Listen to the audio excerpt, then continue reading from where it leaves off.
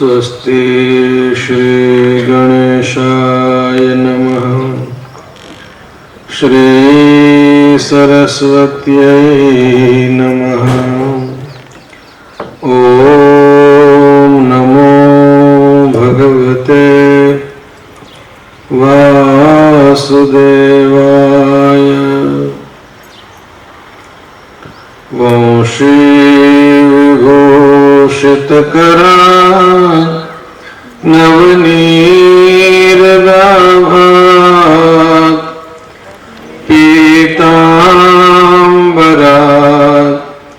अरुणबिम्बफलाधरोष्ठात् पूर्णेन्दुसुन्दरमुखात् अरविन्दनेत्रात् कृष्णात् परम् किमपि तत्त्वमहं न जाने। कृष्ण त्वदीयपदपङ्कजपञ्जरान्ते अद्यैव मे विशतु मानसुराजहंसः। प्राणप्रयाणसमये कफवातपित्तये कण्ठावरोधनविधौ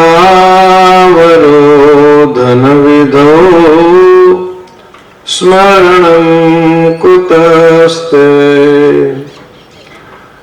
योगीन्द्राय नमस्तस्मै शुकाय ब्रह्मरूपिणे संसारसर्पदष्टमियो विष्णुरातममोमुच।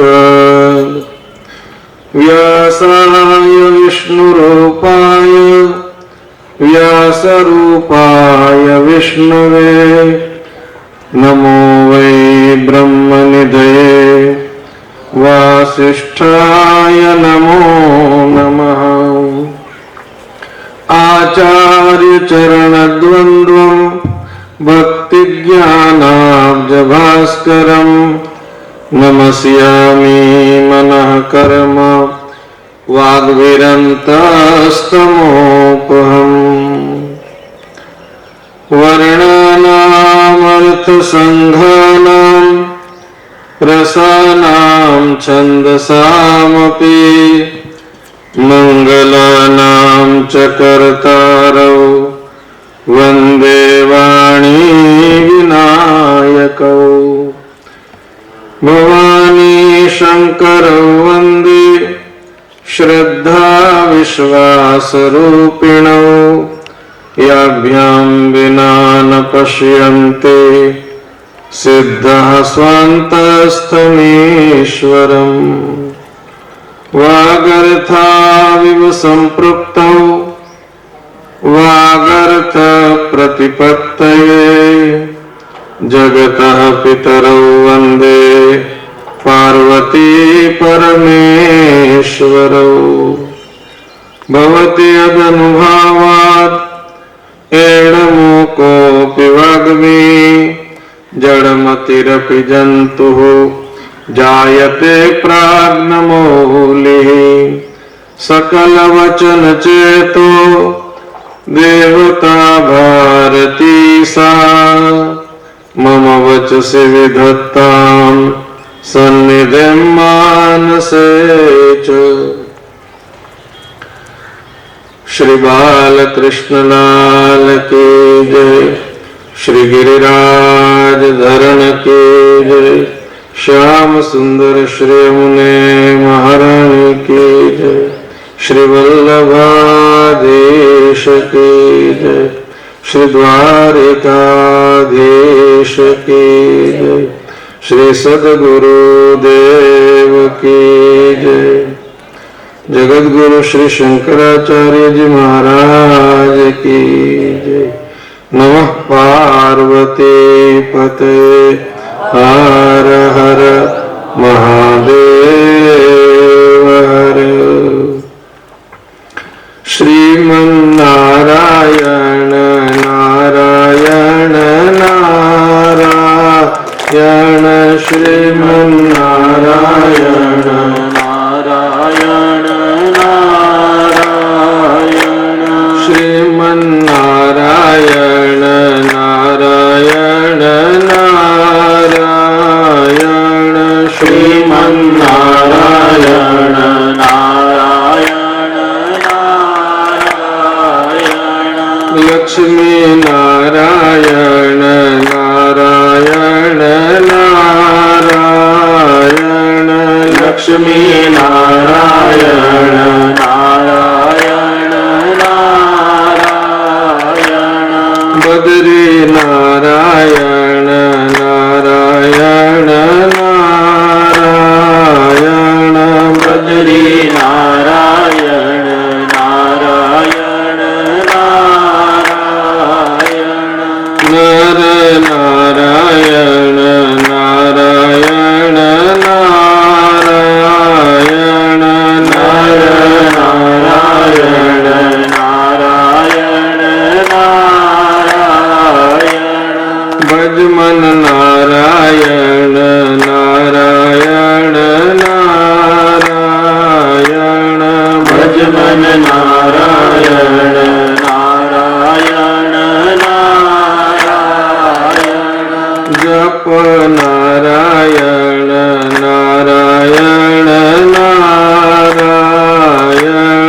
जप नारायण नारायण नारायण सद्गुरु नारायण नारायण नारायण सद्गुरु नारायण नारायण नारायण सब में नारायण नारायण नारायण सब में नारायण नारायण नारायण श्रीमन्नारायण नारायण नारायण श्रीमन्नारायण नारायण नारायण श्री लक्ष्मी नारायण भगवान की जय।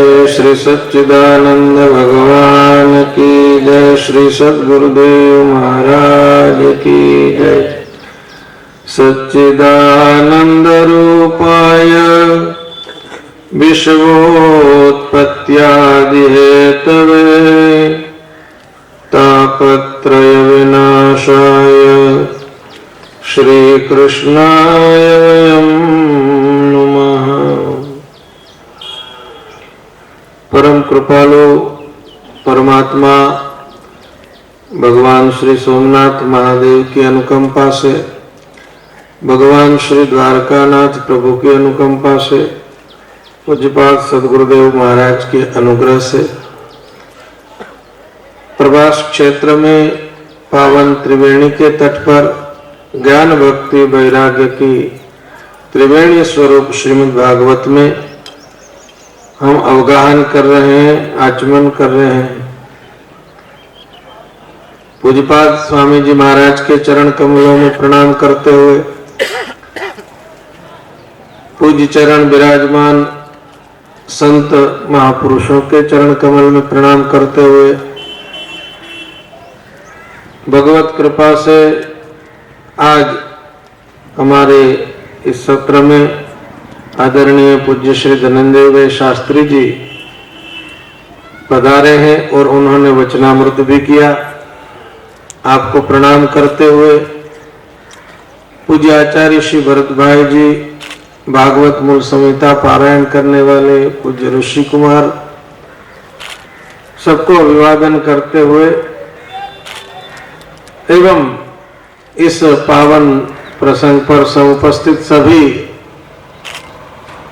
तिवक्ता श्रोता समुत शिला ऐसे प्रबुद्ध साधक वृंद के चरणों में अभिवादन करते हुए हम श्रीमद् भागवत की कथा का रसास्वादन कर रहे हैं।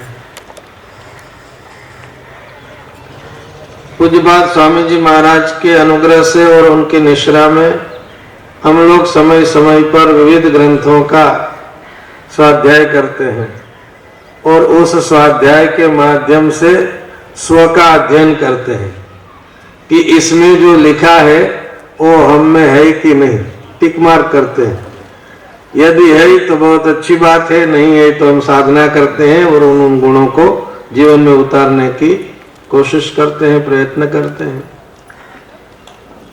हमारे सभी शास्त्र सद्ग्रंथ हैं, वो हमारे लिए दर्पण है।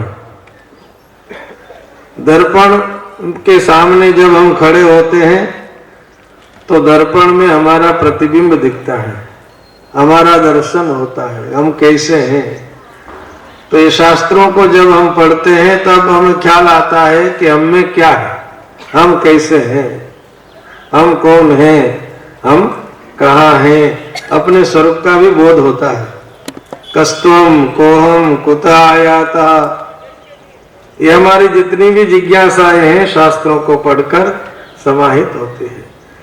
और वह प्रतिबिंब तो तब दिखेगा जब अंतःकरण शुद्ध होगा। शुद्धे तो दर्पण तले सुलभाव का सब। यदि हमारा अंतःकरण शुद्ध होगा तो उसमें शास्त्रार्थ का भी दर्शन होगा और स्वरूप का भी दर्शन होगा। और अंतःकरण को शुद्ध करने के अनेक रास्ते हैं। कली काल में जैसे बताया, नाम है वह बहुत बड़ा अवलंबन है। नहीं कलि कर मन भक्ति विवेको, राम नाम अवलंबन एको। कलेर दोष निधे राजन, अस्ति एको महान गुण। कीर्तना देव कृष्णस्य, मुक्त संग परम ब्रजे। कलियुग में भक्ति और नाम की बड़ी महिमा है। नाम का आश्रय करते हैं। नानक नाम जहाज है, नाम बहुत बड़ी नौका है। अपने बाहुबल से समुद्र को पार करना तो मुश्किल होता है, जहाज में बैठ जाते हैं तो पार हो जाते हैं। बुद्ध संप्रदाय में हीनयान और महायान दो मत है, पंथ है। हीनयान छोटी नौका है, तरापे जैसी, एक व्यक्ति पार होगा। महायान बहुत बड़ा जहाज है। तो श्रीमद् भागवत भी हमारे लिए जहाज है। ये पानी में भी तैरता है और आकाश में भी उड़ता है। अभी तो ऐसे वाहन आता है ना, जब नौका बनानी हो तो नौका बन जाए, और स्थल पर चलना हो तो स्थल पर चले, और आकाश में चलना हो तो आकाश में चले। भगवत कथा ऐसी होती है। वो भूमि पर तो होती है, कभी कभी महापुरुषों के द्वारा समुद्र में भी होती है, और कभी कभी विमान में भी होती है। और 9 दिन विमान घूमता रहता है और कथा चलती रहती है। 9 दिन स्टीमर घूमती रहती है, कथा चलती रहती है। ये सर्वत्र विहार करने वाला और हमारा विहार कराने वाला श्रीमद् भागवत है। दिव्य लीलाएं हैं। भगवान ऐसी ऐसी लीला करते हैं कि हमारे मन को आकृष्ट कर लेते हैं। या श्रुत्वा तन्मयो भवेत्। भगवान की लीलाओं का श्रवण करके हमारा मन भगवानमय हो जाता है, तन्मय हो जाता है, कृष्णमय हो जाता है। भगवान ने सबसे पहला विवाह रुक्मिणी जी के साथ किया। पहले तो राक्षस विधि से भगवान रुक्मिणी जी का अपहरण करके ले आए, फिर विधिवत विवाह द्वारका में हुआ, माधवपुर में हुआ। भगवान भीष्मक सुताम एवं निर्जित्य भूमिपान पुरम आनीय विधिवत उपये में कुरुद्वः।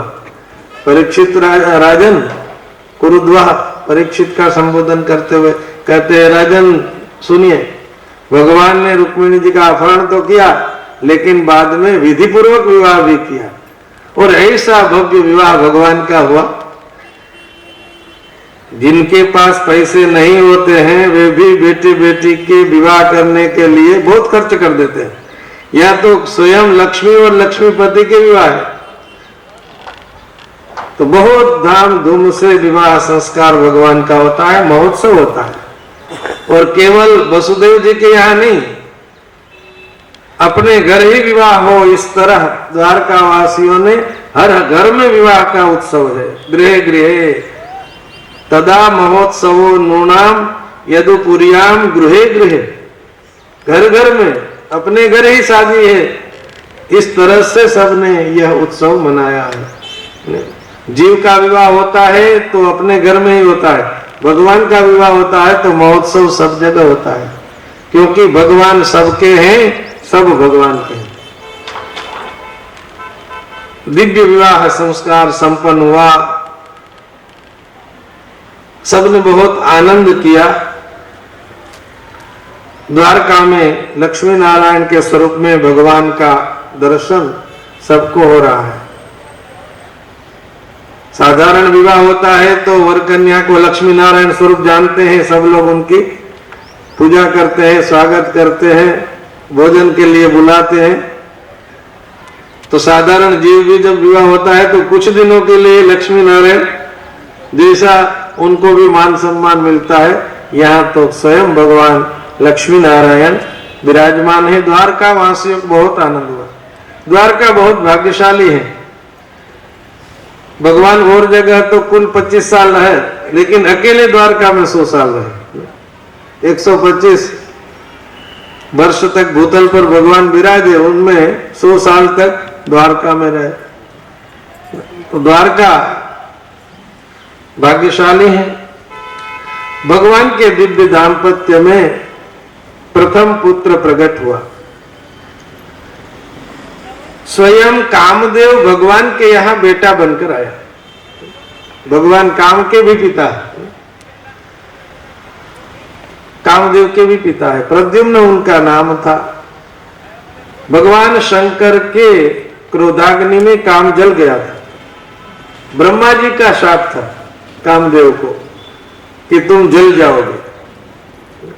ऐसा ब्रह्मांड पुराण में, जब हम ब्रह्मांड पुराण के शिविर किए थे और उसमें आया था कि ब्रह्मा जी जब सरस्वती में आसक्त हो गए तो कामदेव को शाप दे दिया कि तुमने मुझे सरस्वती में आसक्त कर दिया, तुम जल जाओगे। तो वह कामदेव जब शिव तपोभंग करने के लिए गया, कुमार संभव महाकाव्य में कवि कालिदास ने बहुत सुंदर वर्णन किया।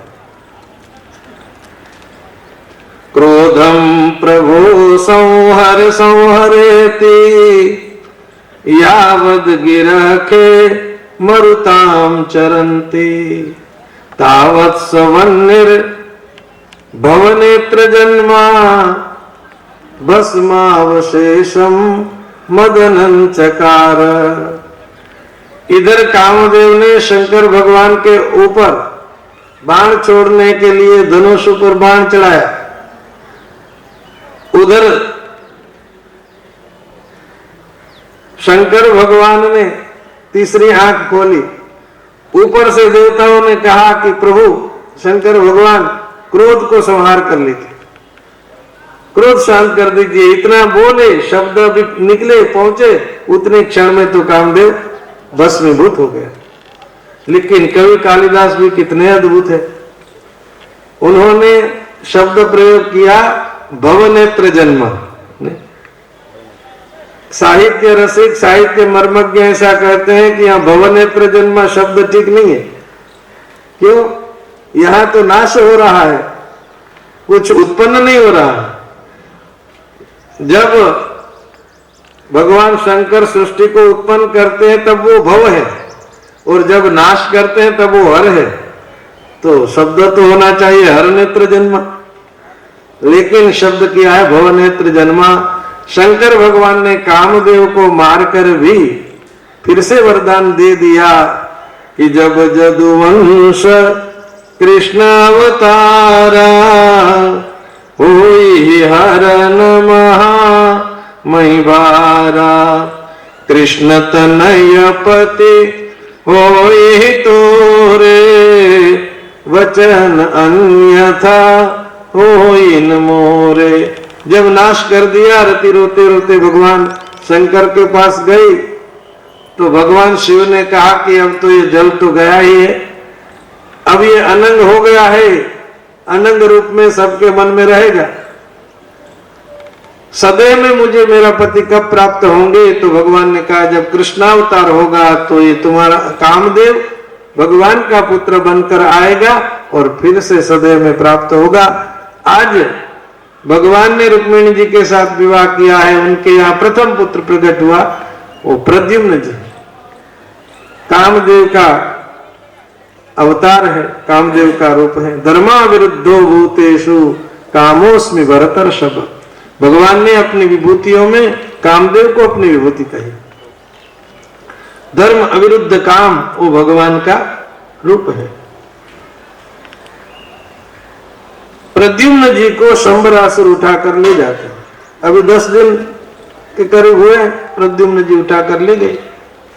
प्रद्युम्न को शंबरासुर उठाकर ले गए। अब सब खोजते हैं कि कहां गए, बालक कहां गया। शंबरासुर ले गया, उसको समुद्र में फेंक देते हैं। समुद्र में एक मछली प्रद्युम्न को गल जाती है। बड़ी मछली थी, पूरे मछली के पेट में प्रद्युम्न जी चले गए।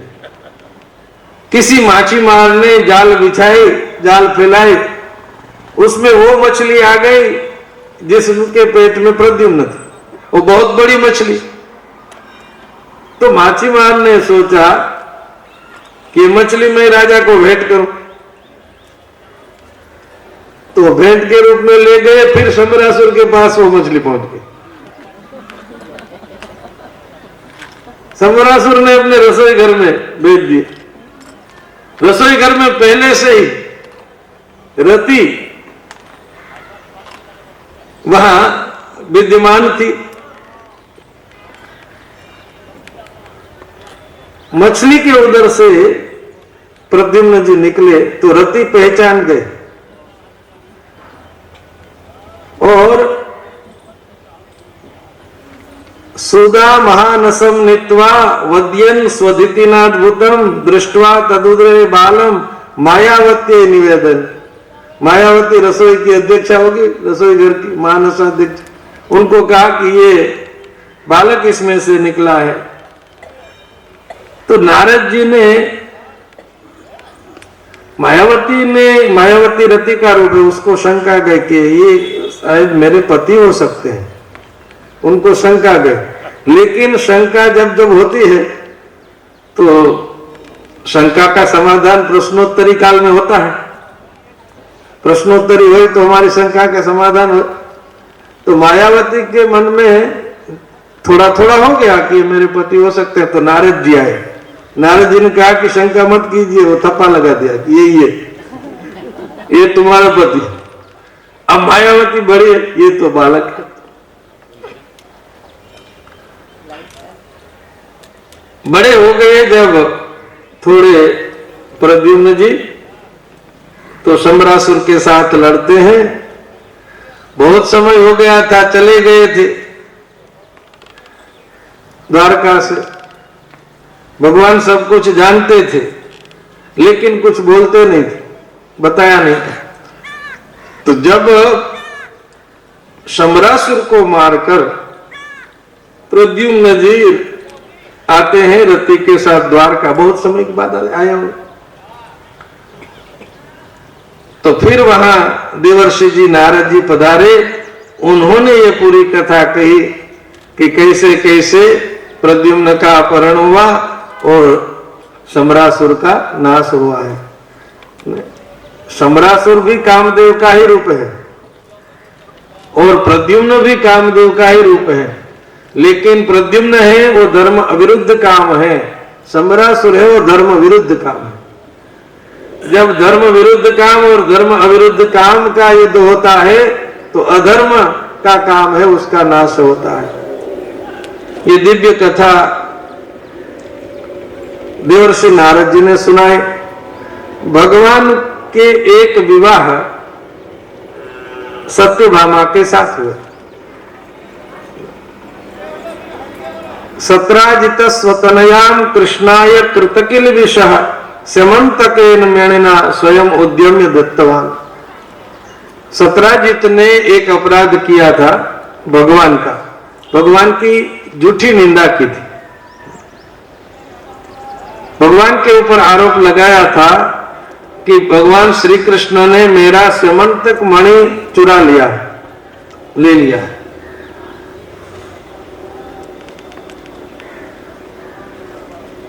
ये निंदा की थी। उस दोष को दूर करने के लिए सत्राजित ने अपनी बेटी कन्या मणि भी भगवान को दी और स्यमंतक मणि भी भगवान को समर्पित कर दी। ऐसी स्यमंतक मणि की कथा है। एक बार सत्राजित का भाई प्रसेनजित वो मणि पहनकर मृगया करने के लिए निकला है। ये मणि मांगी थी। जब भी सत्राजित के पास स्यमंतक मणि आई, सूर्य भगवान ने उसको दी और बहुत भारी सोना 8 बार सुवर्ण वो रोज देती थी स्यमंतक मणि। भगवान ने कहा कि इतनी संपत्ति आप अकेले क्या करेंगे, राज्य में जमा करा दीजिए। सत्राजित माना नहीं, दी नहीं।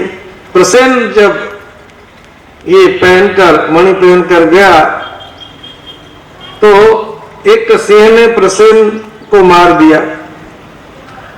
मृगया करने के लिए गए हुए प्रसेन की खुद मृगया हो गई, उसको सिंह ने मार दिया। वो सिंह मणि लेकर आगे जा रहा था, सामने जामवान ऋष मिले। उन्होंने सिंह को मारकर मणि ले ली और अपनी गुफा में चले गए और अपनी बेटी थी उसको खेलने के लिए स्यमंतक मणि दे दिया। तो छोटी छोटी लड़कियां हैं, वो पाचिका की रमत खेलती है ना, तो ये पाचिका की रमत की तरह स्यमंतक मणि से खेलती थी। इधर सत्राजित ने कहा कृष्ण ने स्यमंतक मणि मांगी थी, मैंने दी नहीं, तो मेरे भाई को मारकर ले ली। ये आरोप लगा दिया, आग लगाया भगवान के ऊपर। तो भगवान ने विचार किया कि यदि मणि लाकर नहीं देंगे तो ये आरोप दूर नहीं होगा। तो मणि की खोज में बलराम जी भगवान श्री कृष्ण निकले हैं।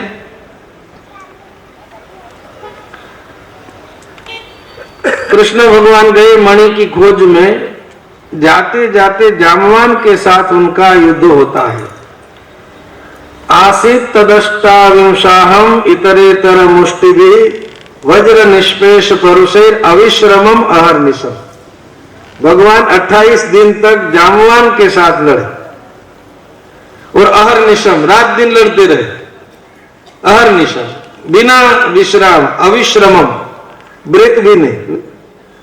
कभी कभी युद्ध में ब्रेक होते हैं कि सूर्यास्त होगा तब युद्ध बंद होगा, फिर कल सूर्योदय के बाद युद्ध होगा, तो नॉन स्टॉप युद्ध चला। भगवान की युद्ध क्षमता भी अद्भुत है। और सामने जामवान है, वो भी भगवान का भक्त है। तो प्रहार करते करते महापुरुष ऐसा कहते हैं कि कोई मुष्टि प्रहार ऐसा हो गया कि जामवान की मगज की नस होगी, वो स्थिर हो गई और उनको स्मरण हो गया कि मैं जिनके साथ लड़ रहा हूं वो तो मेरे इष्ट देव राम है, कृष्ण बनकर आए हैं। तो भगवान को पहचान गया, स्तुति की और कहा कि प्रभु आप आए। बोले हाँ, मेरे ऊपर निंदा आ गई, आरोप आ गया तो आया हूं स्यमंतक मणि के लेने के लिए। जामवान ने कहा मैं भी बूढ़ा हो गया हूं, मणि भी ले जाइए और मेरी पुत्री कन्या मणि भी ले जाए। तो भगवान ने कहा पत्रम पुष्पम फलम तोयम यो में भक्त्या प्रयच्छति तदहम भक्ति पुरुतम स्नामि प्रयतात्मना। भगवान मणि, स्यमंतक मणि और जाम्बवती को लेकर इधर आए। कई दिन हो गए थे, 28 दिन। तो इधर तो द्वारका में भगवान के श्राद्ध देने के लिए तैयार हो गए कि भगवान आए ही नहीं। तो भगवान आ गए। भगवान जाम्बवती के साथ आए, सभा में बुलाकर सत्राजित को मणि दे दी।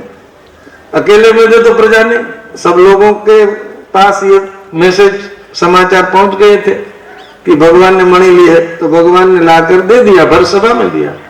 और अब जो लोग कृष्ण की निंदा करते थे वो सत्राजित की निंदा करने लगे कि इन्हें कृष्ण के ऊपर झूठी आड़ लगाई, झूठी निंदा की। तो द्वारका की बाजार में निकलना मुश्किल हो गया सत्राजित के लिए। ये सत्राजित जा रहा है भगवान की निंदा करने वाला। तो सत्राजित ने सोचा अब मेरी बेटी के विवाह कृष्ण के साथ कर दूं और कृष्ण का ससुर बन जाऊं, कोई निंदा नहीं करेंगे। तो सत्यभामा के विवाह भगवान के साथ किए और जब विवाह हो रहा था तो दाइजे में सत्राजित ने समंतक मणि समर्पण की। तो भगवान ने मना कर दिया कि हम नहीं लेंगे। भगवानाहन मणिम प्रतीक्षामो वयं नृपा तवास्ताम देव भक्तस्य वयंच फल भागिना। हम मणि ये नहीं लेंगे, आपके पास ही रखिए। ये मणि ने बहुत उपद्रव किए। मणि होते हैं ना तो बहुत उपद्रव होता है।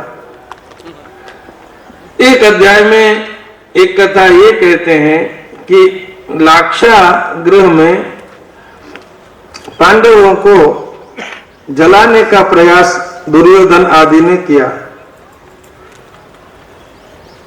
चारों ओर समाचार फैल गए कि पांडव जल गए हैं।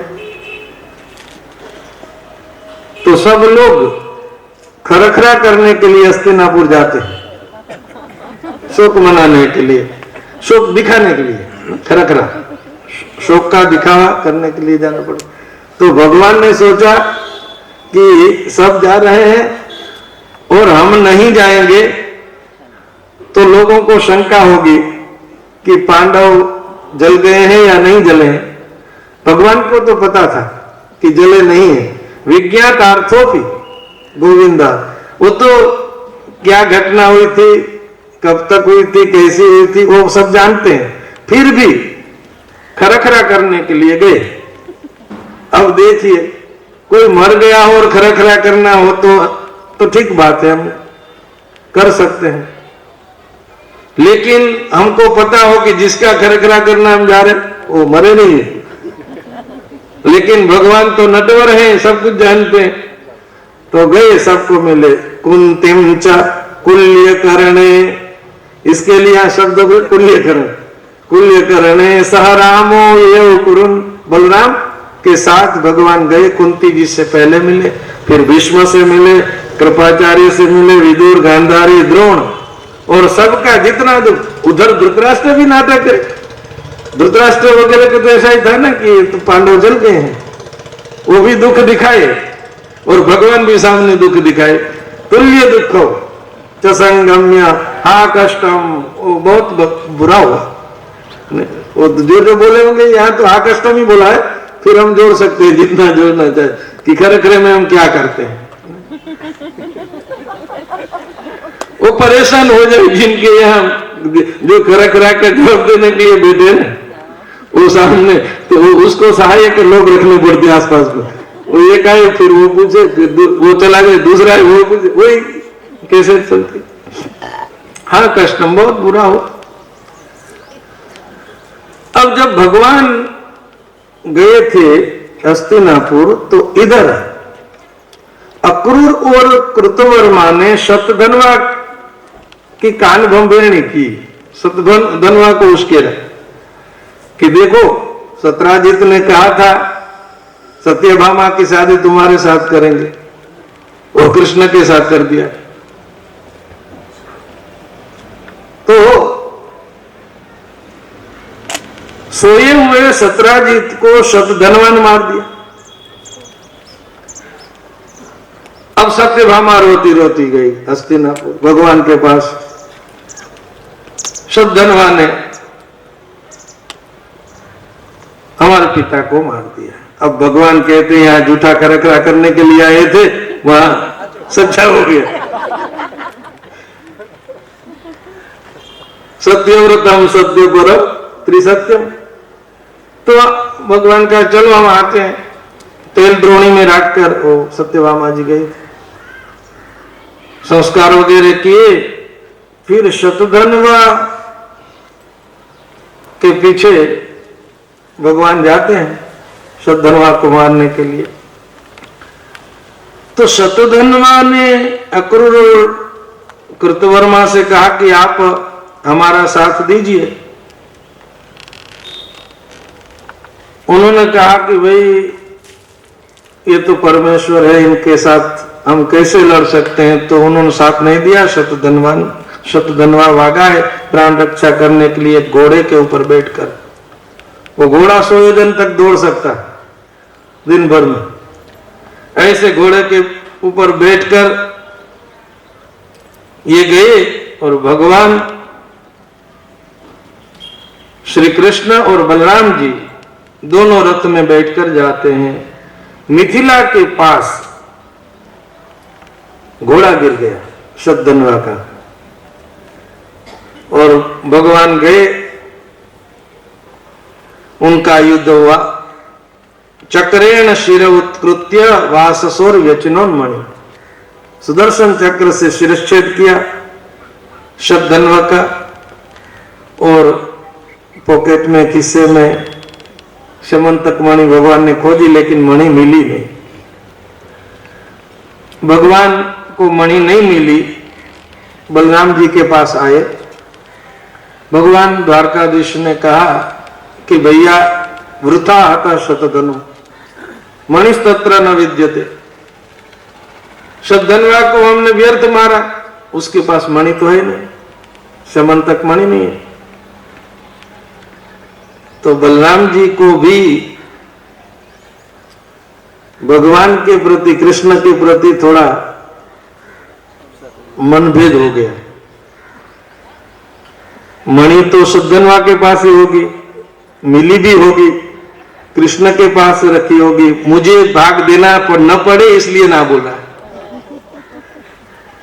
तो भगवान ने कहा ये मणि बहुत उपद्रव करती है। तो बलराम जी के मन में भी ये शंका हो गई। चले अभी द्वारका चलते हैं। तो बलराम जी ने कहा कि नहीं, मुझे मेरा मित्र यहाँ विदेह में रहता है ना, वहां मिलना है, तुम जाओ अकेले। तो यार दुखे पेट कुटे मत, ऐसी दशा होती। भगवान ने कहा कि फिर मणि को तो खोजना पड़ेगा। अब इधर द्वारका में पधारे तो अक्रूर भाग गए द्वारका। अक्रूर के पास मणि रखी थी शतधनवा ने। तो अक्रूर जी भाग गए, बड़े बड़े यज्ञ करने लगे तीर्थ में जाते जहां था। तो भगवान ने अक्रूर को बुलाया। वो कहते हैं कि जब अक्रूर जी और सफल का उनमें ऐसी शक्ति थी, वो जहां जहां जाते वहां दुष्काल नहीं होता था। तो भगवान ने एक लीला की कि द्वारका में दुष्काल पड़वा दिया, और दुष्काल पड़ने के बहाने अब कहा कि अक्रूर जी आएंगे तो बारिश होगी। तो अक्रूर जी तो चले गए थे, और अक्रूर जी इसलिए चले गए थे कि मणि उनके पास थी, पैसे थे। तो अक्रूर जी को बुलाया, फिर वृष्टि हो गई। ऐसा होता नहीं, लेकिन ये तो भगवान की लीला है। अब अक्रूर जी को बुलाया कि अक्रूर जी का संबोधन भगवान करते, दानपति अक्रूर जी पधारिए। ननु दानपते, ननु दानपते न्यस्ता त्रयास्ते शतधनुना समंतको मणि श्रीमान विदिता पूर्वमेव न। दानपति अक्रूर जी, शतधनवा ने मणि आपके पास रखी है, वो हमें पहले से पता है। भगवान तो अंतर्यामी है, पता है। सत्राजित के कोई बेटे नहीं थे, पुत्र नहीं थे, केवल पुत्री ही थी, इसलिए उनकी संपत्ति का अधिकार तो उनकी पुत्री और पुत्री के पुत्रों का होता है।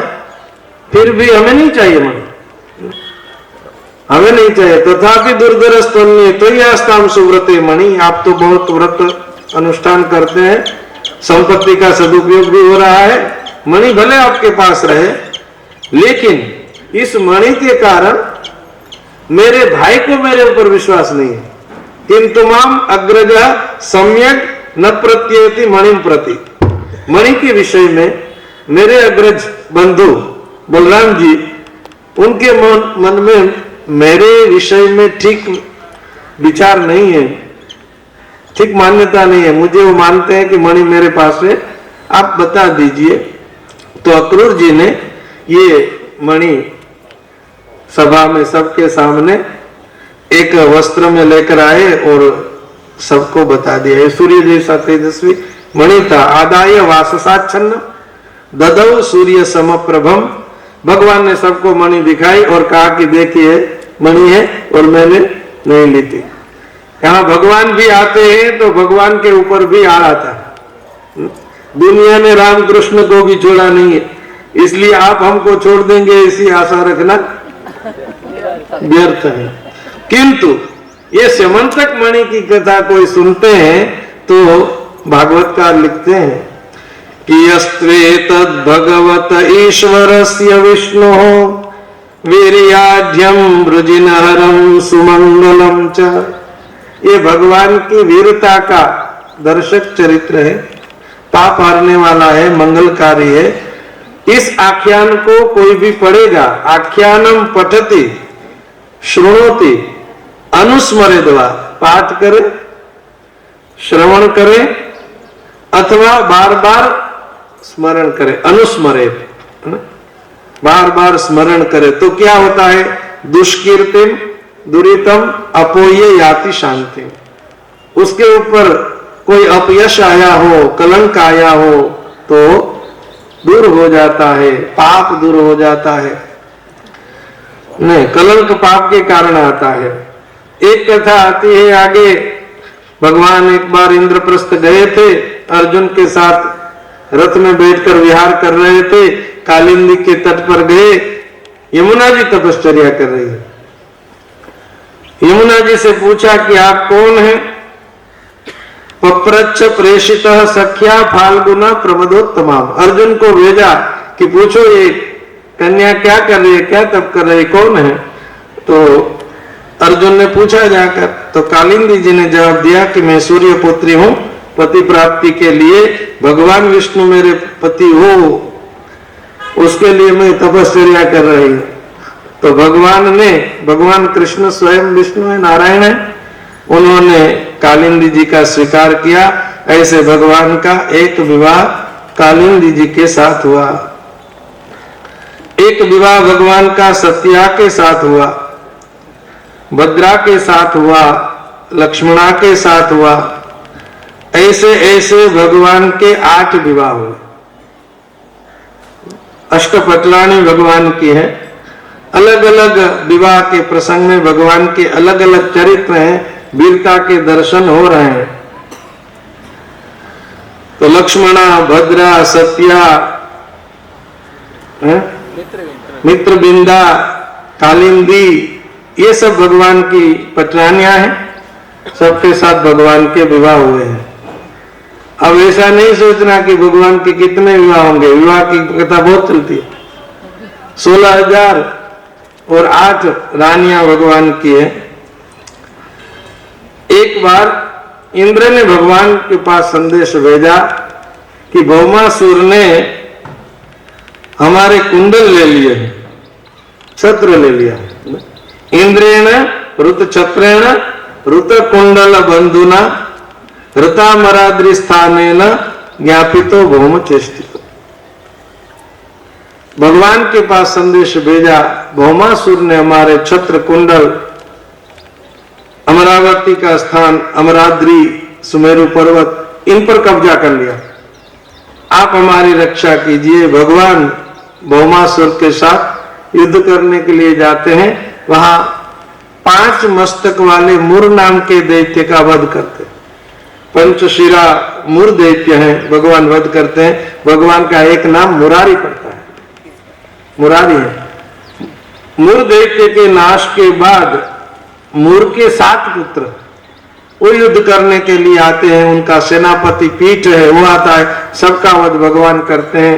भौमासुर का भी वध भगवान करते हैं। भूमि देवी भगवान की प्रार्थना करती है, नमस्ते देव देवेश शंख चक्र गदाधर भक्तेच्छोपात्र रूपाय परमात्मन नमोस्तुते। शंख चक्र गदा पद्म धारण करने वाले प्रभु को प्रणाम किया। तस्यात्मजोयम तव पाद पंकजम भीतः प्रपन्नार्ति हरोपसादिता। भूमि देवी ये भौमासुर की मां है।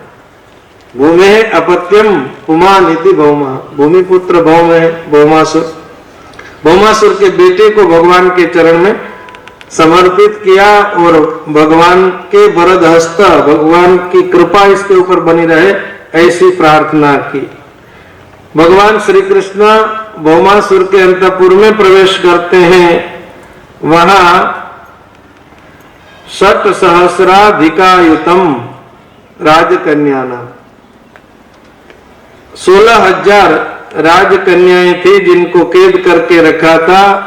भगवान के दर्शन हुए तो सभी कन्याओं के मन में एक साथ विचार आया कि भगवान श्री कृष्ण हमारे पति बने।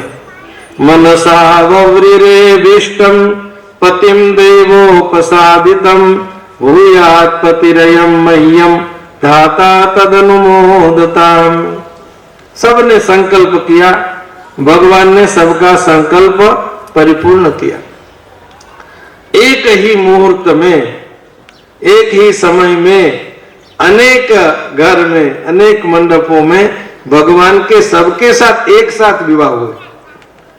16,000 राजकन्याएं हैं तो भगवान भी 16,000 बन गए। ये तो भगवान की दिव्य लीला है। इसलिए भगवान कृष्ण की लीला हम सुन सकते हैं, उसका अनुकरण नहीं कर सकते हैं। महापुरुष कहते हैं राम के जीवन का अनुकरण कर सकते हैं, राम का जीवन अनुकरणीय है और कृष्ण का जीवन श्रवणीय है, स्मरणीय है। जीवात्मा ये रासलीला करने का मन सबको होता है कि हम रासलीला करें, लेकिन पूतना का विष पीने का, भगवान शुरुआत पूतनावत से करते हैं, विष पीने से करते हैं। भगवान की दिव्य लीलाएं हैं। इतना बड़ा परिवार का जहां जहां लोग ज्यादा होते हैं, सबके मन में जो इच्छा हो सब पूरी नहीं होती है ना। कहीं न कहीं मन दुख होता रहता है। किसी को भोजन में होगा, किसी को रहने में होगा, उतारे में होगा, वाहन में होगा, यहाँ होगा, वहां होगा। तो भगवान एक बार रुक्मिणी जी के साथ बैठे हैं, वो तो मस्करी कर रहे हैं। तो रुक्मिणी जी से एक बार भगवान ने कहा कि रुक्मिणी जी को, भगवान पोटे हैं, रुक्मिणी जी पंखा चला रही है। राजपुत्री इप्सिता भूपे लोकपाल विभूति भी महानुभावे श्रीमद्दी रूपोदार्य बलोर्जित। पैसेदार बाप की बेटी के मन में थोड़ा अभिमान तो रहता है कि मेरे पिता बहुत पैसे वाले हैं। अब ये तो स्वयं रुक्मिणी, भीष्म बहुत पैसे वाले और ये तो स्वयं रुक्मिणी। तो भगवान ने उसकी परीक्षा करने के लिए और उसका अभिमान दूर करने के लिए और आनंद प्राप्त करने के लिए रुक्मिणी जी से ये कहा कि देवी आपके तो बहुत मांगे आते थे, सगाई के लिए बहुत लोग आते थे, बहुत राजा आते थे। वो राजा बहुत समृद्ध भी थे, रूपवान भी थे, बलवान भी थे। और दत्ता भ्रात्रा स्वपित्रा च कस्मान्नो ववृषे असमान। आपके पिता और भाई का मनोरथ भी था कि शिशुपाल के साथ आपके विवाह हो। और अनेक राजा आते थे, चैत्यादि।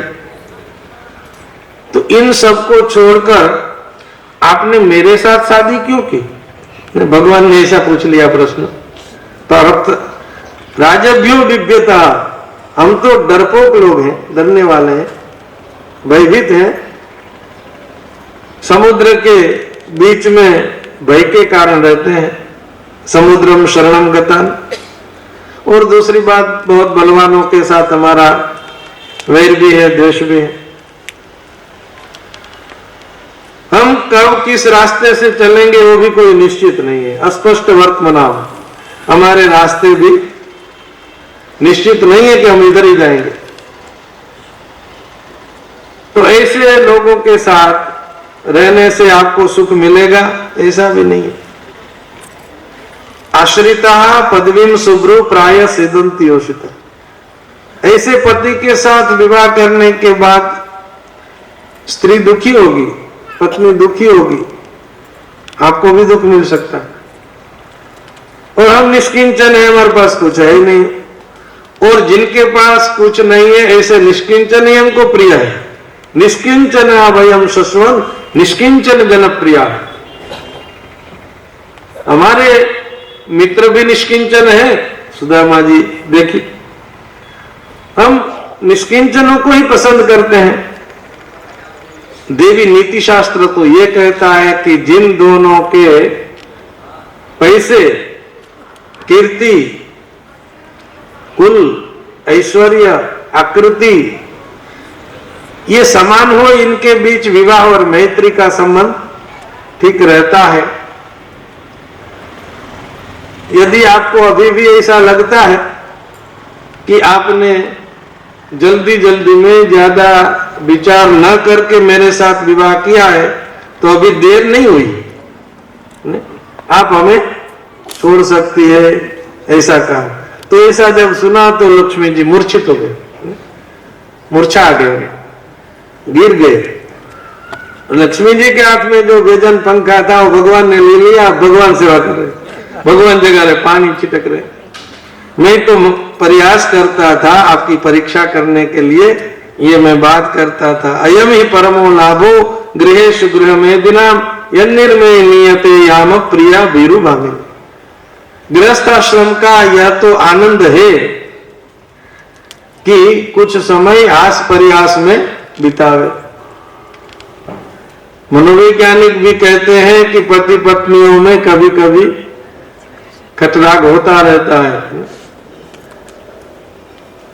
तो ऐसी दिव्य कथा भगवान के गार्हस्थ्य धर्म के हैं। रुक्मिणी जी ने, भगवान ने जो जो कहा था उसके अर्थ बताए हैं कि आप में और मेरे में तुलना नहीं हो सकती है।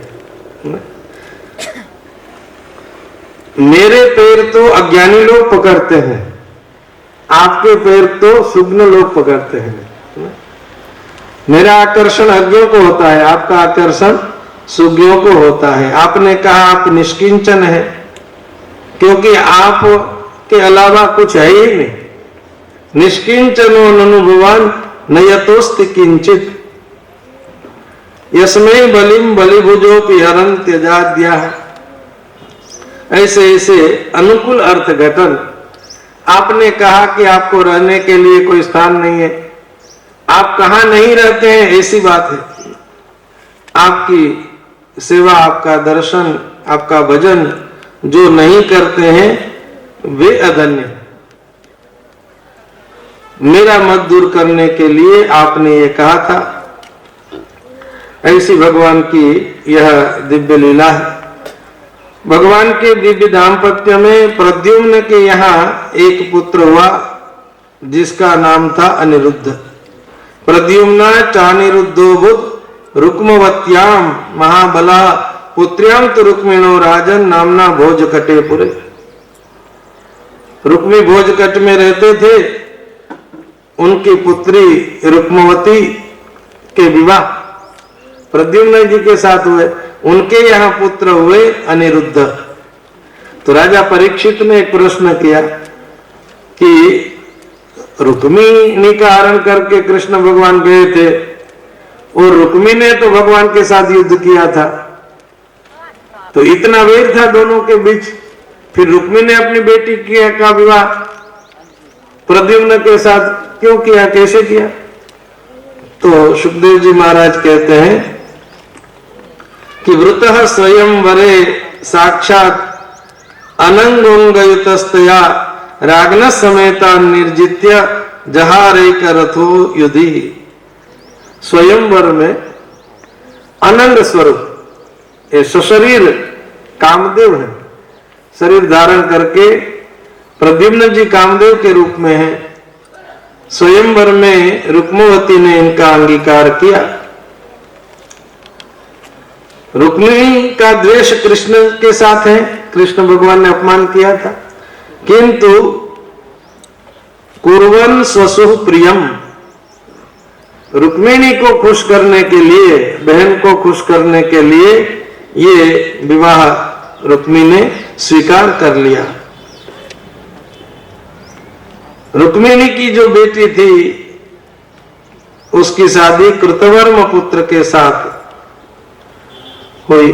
दौहित्राय अनिरुद्धाय पौत्रीम रुक्मी अददाधरे रोचनाम बद्धवैरोपी स्वसुप्रिय चिकीर्षया। फिर कहते हैं कि बहन रुक्मिणी की खुशी के लिए रुक्मिणी ने अपनी बेटी की शादी विवाह प्रद्युम्न के साथ किया और अपनी पौत्री रोचना उसके विवाह प्रद्युम्न के पुत्र अनिरुद्ध के साथ किया। वैसे झगड़ा था, लेकिन संबंध, वैवाहिक संबंध 300 पीढ़ी तक चला।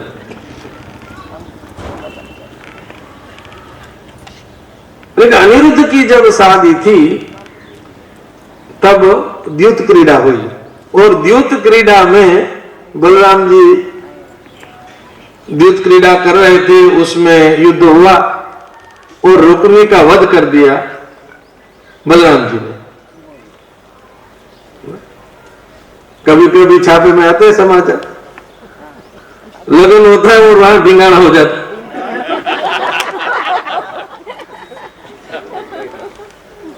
ऐसी कथा,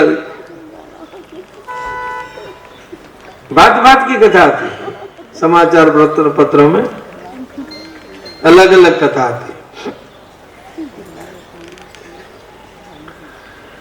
तो रुक्मी का वध हो गया। अब भगवान कुछ नहीं बोले, भगवान ने यह भी नहीं कहा ठीक हुआ और यह भी नहीं कहा कि ठीक नहीं हुआ। यदि ऐसा कि यहां लिखा है निहते रुक्मिणी श्याले नाब्रवीत साधु असाधु, साधु बहुत अच्छा हुआ, ऐसा भी नहीं कहा। यदि कहे बहुत अच्छा हुआ रुक्मिणी नाराज हो जाए, यदि कहे कि ठीक नहीं किया बलराम नाराज हो जाए। तो भगवान विचक्षण है, उन्होंने कुछ भी नहीं कहा। रुक्मिणी भले हो राजन स्नेह भंग भयात हरि। अनिरुद्ध के विवाह रोचना के साथ हुआ। एक विवाह अनिरुद्ध के हुए चित्र, ये जो बाणासुर की पुत्री उषा है का पाठ करते हैं। तो बाणासुर शिव भक्त था, उनके 1000 हाथ थे, बहुत बलवान था, हाथ थे 1000, कोई लड़ने वाला मिलता नहीं था। तो शंकर भगवान के पास गया, प्रणाम किया और कहा कि आपने मुझे 1000 हाथ तो दिए, लेकिन इन 1000 हाथों को मैं क्या करूं, कोई लड़ने के लिए तो आता नहीं।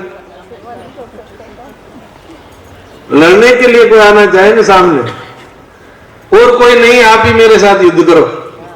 शंकर भगवान को युद्ध के लिए ललकार दिया। भगवान ने कहा मैंने 1000 हाथ दिए, मैं युद्ध नहीं करता हूं, लेकिन तुम्हारे साथ युद्ध करने वाला कोई आ जाएगा। इस बाणासुर की पुत्री उषा, उसने सपने में एक राजकुमार का दर्शन किया और सपने में उनके साथ उनकी शादी हो गई। मन लग गया।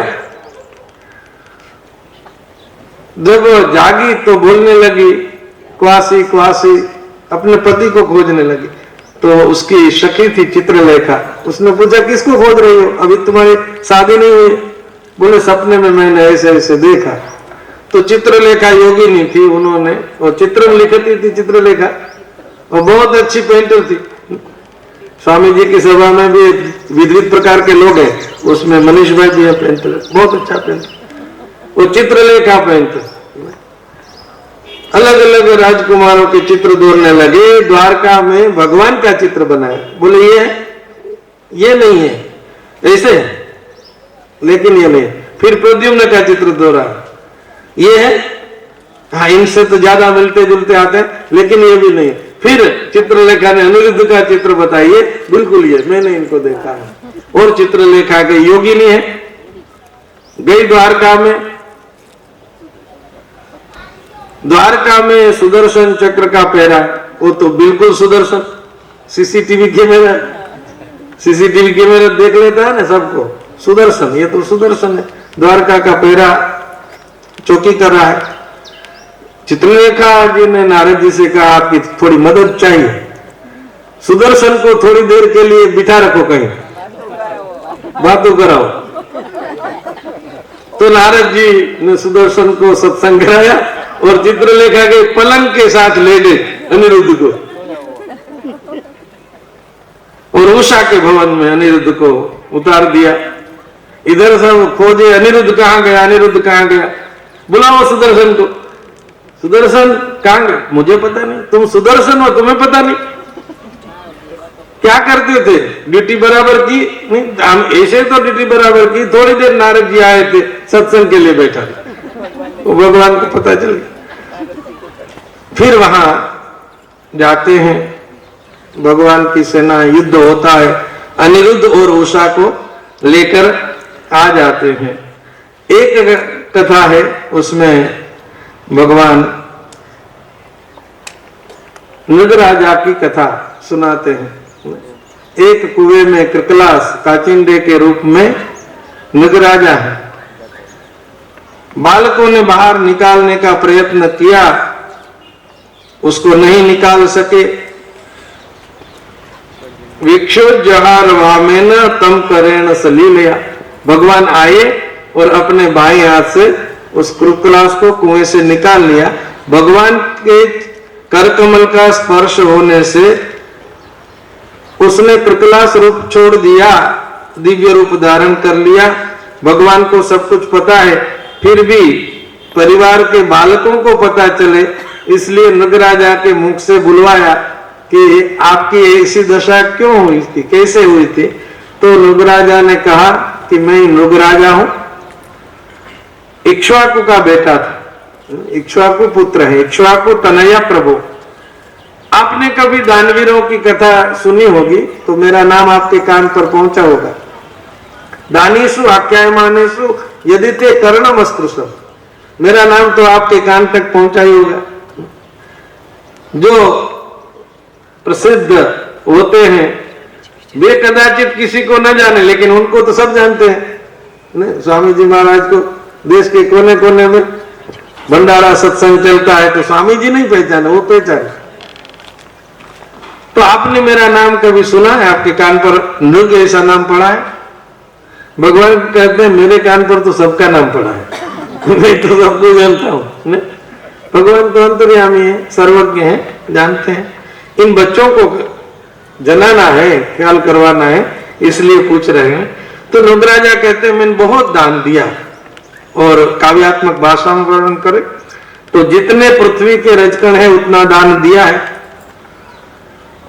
जितनी वर्षा में पानी की धाराएं गिरती हैं इतना मैंने गायों का दान दिया, लेकिन एक बार गाय का दान देने में थोड़ी भूल हो गई। मैंने जो गाय एक बार दान में जिस ब्राह्मण को दी थी, वह गाय मेरे गोधन के साथ मिल गई, और एक बार दी हुई गाय का दान मैंने दोबारा दूसरे ब्राह्मण को कर दिया। और जिसको दूसरी बार दान किया तो ब्राह्मण वो गाय को लेकर जाता था, तो पहले वाले ब्राह्मण ने क्या किया, तो नगराजा ने पहले मुझे दे दिए। अब ये कहते हैं कि मुझे गाय दान में दिए, उनमें झगड़ा हो गया, मुझे दे दो। नगराजा ने दोनों को मनाया, ब्राह्मण को कहा कि गाय मुझे वापस दे दो, इसके गाय के बदले में और गाय देता हूं आपको। तो ये झगड़ा शांत नहीं हुआ, और ये इस भूल के कारण मुझे कृकलास योनि में आना पड़ा।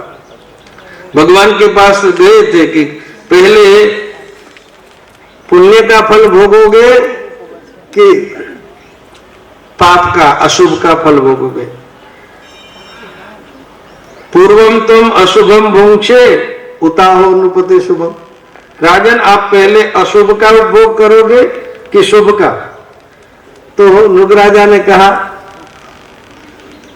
शास्त्र में एक न्याय आता है कि जो छोटा काम हो पहले कर लेना चाहिए, बड़ा हो बाद में करना चाहिए। इस न्याय को सूची कटा न्याय करके पुकारते हैं। ये साहित्य दर्पण में ऐसा आता है कि गुणालंकार रीतयः न वाक्यम रसात्मकम काव्यम दोषास्तस्यापकर्ष का उत्कर्ष हेतव प्रोक्ता गुणालंकार रीत। गुण, अलंकार और रीति। तो गुण के निरूपण के बाद अलंकार का निरूपण, अलंकार के निरूपण के बाद रीति का निरूपण, ये कारिका का अनुक्रमणी का क्रम था। लेकिन जब निरूपण किया तो गुण के बाद अलंकार को छोड़कर रीति का पहले निरूपण करते हैं। तो व्याख्याकार वहां लिखते हैं अलंकार का निरूपण ज्यादा है, रीति का निरूपण छोटा है, तो सूची कथा न्याय से पहले रीति का निरूपण कर दिया। तो यहाँ भी नृग राजा ने सूची कटा न्याय लगाया और कहा कि मेरा शुभ तो बहुत बड़ा है, लंबा समय शुभ भोगने में लगेगा, अशुभम प्रथमम मुझे, मुझे पहले दुख दे दीजिए, अशुभ का फल दुख दे दीजिए। और नीति शास्त्र और मनोविज्ञान कहता है कि जो व्यक्ति पहले दुख भोग लेता है बाद में सुख भोगता है, उसको सुख अधिक मिलता है, और सुख भोगने के बाद दुख भोगने की अवस्था है तो उस दुख को सहन करना बहुत कठिन होता है। सुखम ही दुखान्यनुभूय शोभते घनांधकारे शिवदीप दर्शनम सुखात्तु यो याति नरो दरिद्रताम धृता शरीरेण मृतस् जीवत। मृक्ष कटिक में शूद्र कवि एक श्लोक लिखते हैं, पूर्णिमा की चांदनी की रात का अनुभव करने के बाद अमावास की अंधेरी रात का अनुभव करना पड़े तो दुखदायी होता है। दुख के बाद सुख अधिक सुखद होता है, सुख के बाद दुख आता है तो अधिक दुखप्रद होता है। आपने सबने अनुभव किया है कि जब बिजली नहीं थी तब हम बिना पंखे के बिना लाइट के रह सकते थे, जीवन गुजार रहे थे, न लाइट न पंखा, कुछ नहीं, तकलीफ नहीं होती थी। लेकिन अब आज ऐसा कहे कि आज 8 घंटे लाइट आने वाली नहीं है तो कहां जाएंगे? उधर लाइट है, एसी वहां चलता है तो वहां जाएंगे, जहां एसी चलता है वहां चले जाते हैं। तो पहले अशुभ का भोग किया और नृग राजा कृकलास बने, भगवान का स्पर्श हुआ, उद्धार हुआ, और भगवान ने ये समझाया कि जो कोई व्यक्ति नमे ब्रह्म धनम भूयाद यद वृद्धाल्पायुषो नुपा पराजिताश्चिता राज्यात् भवन्ति द्वे जिनो आया ब्राह्मणार्थो यपरुतो हर्तारम पाठयत्यतः अजानन्तमपि येनम नृगम ब्राह्मण गौरीवत्। ब्राह्मण का थोड़ा सा धन भी यदि आ जाएगा तो उसका अपहरण करने वाले का अधः पतन होता है। नृग राजा ने तो भूल से ब्राह्मण की गाय का दूसरे को दान दे दिया था, उनकी ऐसी दुर्दशा हुई थी। ऐसा भगवान ने द्वारका वासियों को और अपने प्रजाजनों को, परिवार को समझाया। बलभद्र जी एक बार गोकुल में गए, वहां यमुना जी और गोपीजनों को बुलाकर बलराम जी ने दिव्य लीला की, इसकी कथा सुनाई है। एक बार वासुदेव पौंड्रक कृष्ण के पास दूत भेजते हैं और कहते हैं कि तुम सही वासुदेव नहीं हो, मैं ही जगतपति वासुदेव हूं। यह समाचार लेकर दूत आया, द्वारका में सभा में वासुदेव पौंड्रक का संदेश सुनाया है। पौंड्रक वासुदेव का भी भगवान ने वध किया है। उसके पुत्र सुदक्षिण ने कृत्यानल भेजा द्वारका में, भगवान के सुदर्शन अस्त्र के तेज से वह जल जाता है और सुदर्शन अस्त्र के तेज से, विष्णु चक्र सुदर्शन के तेज से वाराणसी का दाह होता है। यह भी एक कथा यहाँ निरूपण की गई है। अनेक अनेक चरित्र हैं, बलभद्र जी के भी कई चरित्र हैं, उनको भी सुनना परीक्षित राजा ने चाहा कि भूयो हम श्रोतुमिच्छामि रामस्याद्भुत कर्मणः अनंतस्या प्रमेयस्य यदन्यत् कृतवान प्रभु। बलराम जी के और चरित्र हमें सुनाए।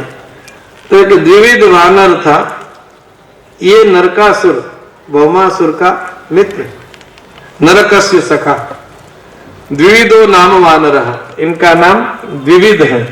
सुग्रीव सचिवा, ये द्विविध सुग्रीव का मंत्री रहा, और मैंद का भाई था। अनर्थान सुतरामेव यत्रास्ते मित्रहा हरिः, भगवान अनर्थ प्रदेश में रहते हैं। बलराम जी विराजमान है रेवतक पर्वत पर, नृत्य गीत चल रहे हैं। वहां ये द्विविध वानर जाता है और वानरी चेष्टा करता है। ताहेलयामास कपिर वृक्षे पैसम कादिबे दर्शयन सगुदम तासाम रामस्य च निरीक्षित। वानरी वृत्ति, वानरी चेष्टा द्विविध ने की। बलराम जी को गुस्सा आया, मूसल लिया और द्विविध के ऊपर प्रहार करते हैं। द्विविधोपि महावीर्या, द्विविध भी वानर है, उन्होंने वृक्ष उठाया, बलराम जी के ऊपर प्रहार किया है। युद्ध करते करते बलराम जी ने द्विविध का नाश किया। जय घोष हुआ बलराम जी का। भगवान के दिव्य चरित्र हैं, बलराम जी के भी अद्भुत चरित्र हैं। परीक्षित राजा को सुखदेव जी महाराज सुना रहे हैं। एक बार ऐसा हुआ कि जाम्बवती का पुत्र है सांब, वह दुर्योधन की बेटी लक्ष्मण उनके स्वयंवर में गए, और स्वयंवर में जाकर सांब दुर्योधन की बेटी लक्ष्मणा का अपहरण कर लेते। दुर्योधन सुताम राजन लक्ष्मणाम समितिंजय स्वयं वरस्थाम अहरत सांबो जाम्बवती सुता। सांब ने अपहरण कर लिया। कौरव गुस्से में आ गए, क्रोध आया और सांब को पकड़ लिया। सांब को पकड़ लेते हैं तो इधर द्वारका में देवऋषि नारद जी आए और उन्होंने समाचार बताया। नारद जी को कुतूहल भी बहुत पसंद है कि चलो समाचार बता दे। उस समय और समाचार पत्र होंगे कि नहीं पता नहीं, लेकिन ये चेतनवंत समाचार, लाइव मोबाइल सब कुछ, और रेलयान से जाने वाली रेल डाक सेवा नहीं है, सीधी प्लेन से जाए, आकाश से उड़कर ही जाए तो तुरंत समाचार पहुंच जाए। और देवऋषि नारद जी द्वारका में उतरे, कुछ पता है सांब कहाँ है? बोले सांब तो गया है। गया नहीं है, उसको पकड़ लिया है, कैद कर दिया है कौरवों ने। तो यादवों ने सोचा, उग्रसेन ने कहा कि हम भी जाएंगे, लड़ेंगे, सेना को तैयार करो। तो बलराम जी ने कहा कि नहीं नहीं, दुर्योधन मेरा शिष्य है, मुझे मानता है बहुत, मैं जाऊंगा, शाम को लेकर आता हूं। छुड़ाने के लिए बलराम जी जाते हैं। सांत्वयित्वा तु तान रामा सन्नद्धान वृष्णि पुंगवान। सन्नद्धान ने कवच करके सब तैयार हो गए, लेकिन बलराम सबको समझाया और कहा कि कौरवों में और यादवों में कलह हो, ये ठीक नहीं है, मैं जाता हूं। वो हस्तिनापुर गए। ब्राह्मण ही कुलवृद्धेश्च, ब्राह्मणों को साथ ले गए, कुल के वडीलों को कुछ को साथ ले गए। उद्धवम प्रेषयामास, बाहर उपवन में उतरे और उद्धव जी को भेजा, धृतराष्ट्र को समाचार भिजवाया। दुर्योधनम च विधिवद रामम आगतम अब्रवीत। उद्धव जी ने दुर्योधन को समाचार दिया कि बलराम जी पधारे हैं, बलराम जी आए हैं। सबको बहुत आनंद हुआ, बलराम जी आए हैं, उनका स्वागत किया। बलराम जी ने कहा कि उग्रसेन क्षितिशेषो यद्व आज्ञापयत प्रभु। हमारे राजा उग्रसेन ने जो संदेश भेजा है वो आप ठीक से सुनिए। तद अव्यग्र धिय श्रुत्वा, सावधानी से सुनिए, व्यग्रता से नहीं। सावधानी से सुनिए और बिना विलंब उग्रसेन जो कह रहे हैं वो कीजिए। बलराम जी की तो भाषा ही बलवान होती है, आदेशात्मक ही होती है। आप लोगों ने, अनेक लोगों ने मिलकर अधर्म से धर्मशील सांब को बांध लिया है, वो ठीक नहीं किया, वो योग्य नहीं है। फिर भी हम लोगों के बीच झगड़ा ना हो जाए इसलिए हम ये सहन करते हैं। इतना समाचार दिया और कहा, इनका भाव था कि शाम को छोड़ दीजिए और आपने ठीक नहीं किया है वो मान लीजिए। तो कौरवों को गुस्सा आ गया। दुर्योधन ने कहा, बलराम जी आपको हम आदर तो करते हैं, लेकिन पैर में पहनने के जूते को मस्तक पर नहीं चढ़ाया जाता है, ऐसा कहा। आरुरुक्षति उपानद्वे शिरो मुकुट सेवितम। अब तो ऐसा हो गया कि पैर के जूते सर पर चढ़ने लगे और बलराम जी को रोष आ गया कि मैं समझाने के लिए आया हूं और आप समझते नहीं है, पूरे हस्तिनापुर को गंगा में डुबा दूंगा। और हल उठा, हस्तिनापुर को खींचने लगे, सब शरण में आए। अब बलराम जी तो स्वयं शेषावतार है, वो तो थोड़ी फणा हलाएंगे सारी पृथ्वी। सब शरण में आए। तमेव शरणम जगमुहु सकुटुंबा जिजीशवा सलक्ष्मणम पुरस्कृत्य सांबम प्रांजलय प्रभुम। लक्ष्मणा और सांब दोनों को हाजिर किया। बोलो होता है ना, कोई किसी को लेते हैं, पायलट को पकड़ लेते हैं, कमांडर को, तो उनको समर्पण कर देते साहब ये हमारा दे दो वरना हम आक्रमण करें, तो वो समर्पित कर देते हैं, दे देते हैं। तो सांब और लक्ष्मणा दोनों को सामने ले आए, बलराम जी की क्षमा मांगी, प्रार्थना की, स्तुति की। आपके प्रभाव को हम नहीं जान सकते, आप तो अखिलाधार है, सबके आधार है। त्वमेव मूर्धनि दमनंत लीलया भूमंडलम बिभरसि सहस्रमूर्धन अन्ते च यस्वात्मनिरुद्ध विश्वः शेषे द्वितीय परिशिष्यमाण। नमस्ते सर्वभूतात्मन सर्वशक्तिधराव्यय विश्वकर्मन नमस्तेस्तु त्वां वयं शरणं गता। बलराम जी ने अभय दिया। सांब लक्ष्मणा के साथ बलराम जी इधर आए। एक अध्याय में आगे जाकर भगवान के गारस्थ की लीला का दर्शन करने के लिए नारद जी आए हैं। नरकासुर का वध हुआ, 16,000 कन्याओं के साथ भगवान के विवाह हुए और इतना बड़ा परिवार कैसे चलता होगा। लोग तो एक शादी करते हैं तो भी कितनी झंझट में पड़ जाते हैं, भगवान का इतना कैसे चलता है, ये देखने के लिए देवऋषि जी नारद जी आए। एक भवन में भगवान के पास गए, भगवान ने वहां स्वागत किया, देवऋषि के चरण प्रक्षालन किए, चरणोदक को मस्तक में धारण किया। भगवान श्री कृष्ण ब्रह्मण्य देव है, ब्राह्मणों के बड़े भक्त हैं। नमो ब्रह्मण्य देवाय गोब्राह्मणहिताय च जगद्धिताय कृष्णाय गोविंदाय नमो नमः। गोब्राह्मण प्रतिपालक ब्रह्मण्य देव भगवान। देवऋषि नारद जी विराजिए, थोड़े दिन ठहरिए। नारद जी ने कहा नहीं, जल्दी में हूं, और जगह भी जाना है। तो भगवान ने कहा और जगह जाना नहीं है, मेरे परिवार का दर्शन करने के लिए आप आए हैं। तो एक भवन में से दूसरे भवन में नारद जी जाते हैं। ततोन्यत अविशद गेहम कृष्ण पत्न्या स नारदा योगेश्वरेश्वर स्यांग योग माया विवित्सया। भगवान योगेश्वर हैं, एक साथ एक समय में अनेक जगह रहते हैं। कहीं जाते हैं तो भगवान प्रिया और उद्धव के साथ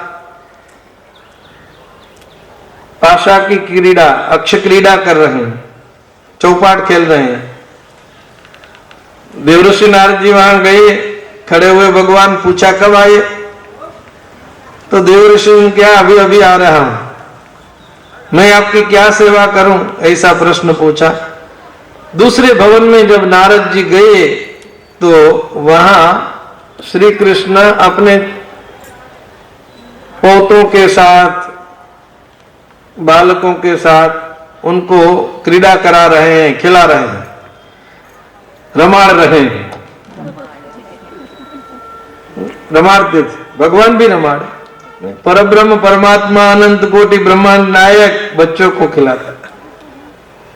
लिखा है तत्राप्यचष्ट गोविंदम लालयंतम सुतान शिशुन, बहुत छोटे छोटे बालकों के साथ उनको वो खिला रहे हैं। उपनिषद में आता है कि जो व्यक्ति बहुत बड़ा ज्ञानी हो जाता है ना, फिर बाल्य न तिष्ठा से, वो बच्चा बनकर रहता है। बड़े बनने के बाद, ब्रह्म ज्ञानी बनने के बाद फिर बच्चा बन जाता है, बालक के साथ बालक जैसा, मौनी के साथ मौनी, बालक के साथ बालक, तरुण के साथ तरुण, वृद्ध के साथ वृद्ध, ज्ञानी के साथ ज्ञानी, अज्ञानी के साथ अज्ञानी, अवधूत के साथ अवधूत। तो ऐसे भगवान तो दिव्य लीला सर्वस्वरूपो बभो, सबके रूप में भगवान है। दूसरे घर में जाते हैं, वहां यज्ञ में होम कर रहे हैं, कहीं ब्राह्मणों को भोजन परोस रहे हैं भगवान, भोजयंतम द्विजान को आपी। और किसी भवन में जाते हैं तो ब्राह्मणों को भोजन कराने के बाद फिर बाद में वे स्वयं भोजन कर रहे हैं, कहीं संध्या कर रहे हैं, कहीं जपंतम ब्रह्म वाग्यतम, ओमकार का जप कर रहे हैं, कहीं अस्त्र शस्त्र को तैयार कर रहे हैं, कहीं घोड़ों के ऊपर सवारी करके घोड़ों को चलने का अभ्यास करा रहे हैं, कहीं पलंग पर सोए हैं और सूत मागध बंदी जन भगवान की स्तुति कर रहे हैं, कहीं युद्धवादी मंत्रियों के साथ मंत्रणा कर रहे हैं, कहीं स्विमिंग पूल में भगवान नहा रहे हैं, जल क्रीडा रतम क्वापी वार मुख्या बलावृतम, कहीं गोदान कर रहे हैं, कहीं भगवान बैठकर पुराणों की कथा सुन रहे हैं। इतिहास पुराणानि शृण्वन्तम मंगलानि च, कहीं अपने सखाओं के साथ, परिवारजनों के साथ, प्रिया के साथ भगवान हंसी मजाक कर रहे हैं, जोक कर रहे हैं, हसंतम हास्य कथया, कहीं धर्म, कहीं अर्थ, कहीं काम, कहीं भगवान श्री कृष्ण ध्यान में बैठे हैं, ध्यायन्तम एकमासीनम पुरुषम प्रकृते परम, भगवान अपने स्वरूप का ध्यान करते हैं, प्रकृति से पर चेतन तत्व, आत्म तत्व, ज्योतिर्मय तत्व का ध्यान कर रहे हैं, कहीं गुरु सेवा कर रहे हैं, कहीं संधि विग्रह की चर्चा कर रहे हैं, किस राजा के साथ संधि करेंगे, किस राजा के ऊपर आक्रमण करेंगे, ये विचार कर रहे हैं, षड्विध नीति का विचार करते हैं। कुत्रापि सारामेण चिंतयन्तम सताम शिवम, कहीं बलराम जी के साथ बैठकर, बलराम जी वेद स्वरूप हैं, अन्य श्री कृष्ण ब्रह्म स्वरूप हैं, परब्रह्म, नाद ब्रह्म और परब्रह्म ये दोनों मिलते हैं तो संतों का कल्याण होता है। तो संतों का कल्याण करने के लिए भगवान बलराम जी के साथ विचार कर रहे हैं, और कहीं भगवान अपने परिवारजनों के साथ विचार करते हैं कि ये लड़का बड़ा हो गया है, इसकी सगाई कहाँ करेंगे, ये लड़की बड़ी हो गई है, इसकी सगाई कहाँ करेंगे, ऐसे विचार करते हैं। पुत्राणाम दुहितॄणाम च काले विद्युपपादनम दारैहि वरैहि तत्सदृशैहि कल्पयन्तम विभूति भी, भगवान ये भी खोज रहे हैं। तो ऐसी दिव्य लीला, भगवान का दिव्य गृहस्थाश्रम और पूरी दिनचर्या भगवान की इसमें आ जाती है कि विविध कार्य भगवान करते हैं। इसका दर्शन किया, देखते देखते नारद जी थक गए, लेकिन भगवान की पत्नियों के जो महल थे वो पूरे नहीं होते। वो तो कितने 16,000 घर में एक बार 5-5 मिनट भी रहे तो भी कितना था। कैलकुलेटर बैठकर ही पूरा देखना पड़ेगा। ऐसी भगवान की लीला है। तो नारद जी ने भगवान को प्रणाम किया, आज्ञा दीजिए मैं आपका यश गाते गाते पृथ्वी पर विहार करूंगा। तो भगवान ने कहा, ब्रह्मन धर्मस्य वक्ता हम कर्ता तदनुमोदिता तत्शिक्षयन लोकमिममा स्थिता पुत्र माखिदा। नारद जी को पुत्र कहते, बेटे नारद जी मन में गड़मथल मत कीजिए, मैं ही धर्म का वक्ता हूं, मैं ही धर्म का करता हूं, मैं धर्म का अनुमोदिता हूं, अनुमोदन करने वाला हूं। लोगों को धर्म की शिक्षा देने के लिए मैं भूतल पर आया हूं, इसलिए मेरी लीला देखते देखते खिन्न मत हो जाए। भगवान की ऐसी दिव्य लीला है। प्रातः काल होता है, भगवान ब्राह्म मुहूर्त में जागते हैं। ब्राह्मे मुहूर्त उत्थाय वार्युपस्पृश्य माधव दध्यौ प्रसन्न कर्ण आत्मानं तमसा परम। भगवान ब्राह्म मुहूर्त में जागते हैं, स्नान करते हैं, प्रसन्न होकर ध्यान करते हैं। भगवान रोज ध्यान करते हैं ब्राह्म मुहूर्त में जाकर, ऐसा भगवान की दिनचर्या में लिखा। दध्यौ प्रसन्न करना, किसका ध्यान करते थे तो लिखा आत्मानम तमसा परम वेदाहमेतम पुरुषम महांतम प्रातस्मरामि हृदय संस्फुरदात्म तत्वम सच्चित सुखम परमंस गतिम तुरीयम यत् स्वप्न जागर सुषुप्तिमवेति नित्यम तद ब्रह्म निष्कलमहम न च भूत संगम। ये विषय रखा सत्संग भंडार कांची कामकोटि में था। तो भगवान ध्यान करते हैं, एकम स्वयं ज्योति रमण्यम अव्ययम स्वसंस्थया नित्य निवृत्त कल्मषम ब्रह्माख्यमस्योद्भवनाश हेतुभिः स्वशक्तिभिर लक्षित भाव निर्वृतिम। आत्म स्वरूप का भगवान ध्यान करते हैं, स्नान करते हैं, दान करते हैं, तर्पण करते हैं। भगवान फिर तैयार होते हैं, रथ आता है, दारुक रथ लेकर आते हैं। गृहीत्वा पाणिना पाणिम सारथस्तम अतारवत। भगवान दारुक का हाथ पकड़ के रथ में विराजमान होते हैं, रथ में बैठकर सुधर्मा सभा में पधारते। सुधर्मा सभा में भगवान विराजमान थे। सुधर्मा सभा शुरू होती है तो मंगलाचरण होता है, मंगलनाद होता है, नृत्य गीत होते हैं, ब्राह्मण आशीर्वाद देते हैं। अभी सुधर्मा सभा में विराजमान है तो एक दूत आया। जरासंध राजा ने जिन राजाओं को कैद किया था उन्होंने एक दूत भेजा। भगवान को नमस्कार करके बोला कि कृष्ण कृष्णा प्रमेयात्मन प्रपन्न भय भंजना वयम त्वाम शरणम यामो भवभीता पृथक दिया। प्रभु हम आपकी शरण में हैं। जरासंध ने दिग्विजय किया। दिग्विजय के वक्त जो जो राजा उसके अधीन नहीं हुए उन सबको उन्होंने कैद कर लिया। तो उन राजाओं ने भगवान को विनती की है कि आपको हमको जरासंध के बंधन से मुक्त कर दीजिए। यो वै त्वया द्विनव कृतो उदात्त चक्र भगनो मृदे खलु भवंत मनंत वीर्यम जित्वा नुलोक निरतम सकृत ऊढ़ दर्पो युष्म प्रजा रुजतिनो अजित तद विदे। आपने जरासंध को द्विनव कृत्व 18 बार युद्ध में पराजित किया है। उसमें एक बार आप युद्ध छोड़कर गए, अपने आप को जीता हुआ मानता है, अभिमान में रहता है, और हम आपके प्रजाजन हैं, हमें वो दुखी कर रहा है, आप उचित कीजिए। क्या कीजिए ऐसा तो भगवान को नहीं कहा जा सकता था, जो उचित हो सो आप कीजिए।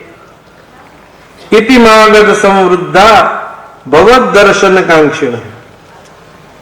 जरासंध ने कैद किए हुए राजा आपके दर्शन की आकांक्षा करते हैं, आपके चरण की शरण में है, उनका आप कल्याण करें। दीनानाम संविधीयताम, इतनी प्रार्थना विनती की दूत ने। राजदूते ब्रुवत्यवम, राजदूत जब ऐसे समाचार दे रहे थे, ठीक उसी समय देवर्षि नारद जी पधारे और नारद जी ने युधिष्ठिर महाराज का संदेश दिया। युधिष्ठिर महाराज राजसु यज्ञ करना चाहते हैं, आप उस राजसु यज्ञ में पधारें। भगवान उद्धव जी को बुलाते हैं, उद्धव जी से पूछते हैं। शिशुपाल वध में द्वितीय सर्ग में इसकी बहुत विस्तार से कथा माघ कवि ने लिखी है। इयक्षमाणे नाहूता पार्थे नाथ द्विषन्मुरम अभिचैद्यम प्रतिष्ठासु आसित कार्य द्वयाकुला। भगवान एक समय दो काम आ गए, जरासंध के ऊपर आक्रमण करे, युद्ध में जाए कि यज्ञ में जाए। युद्ध का भी निमंत्रण है,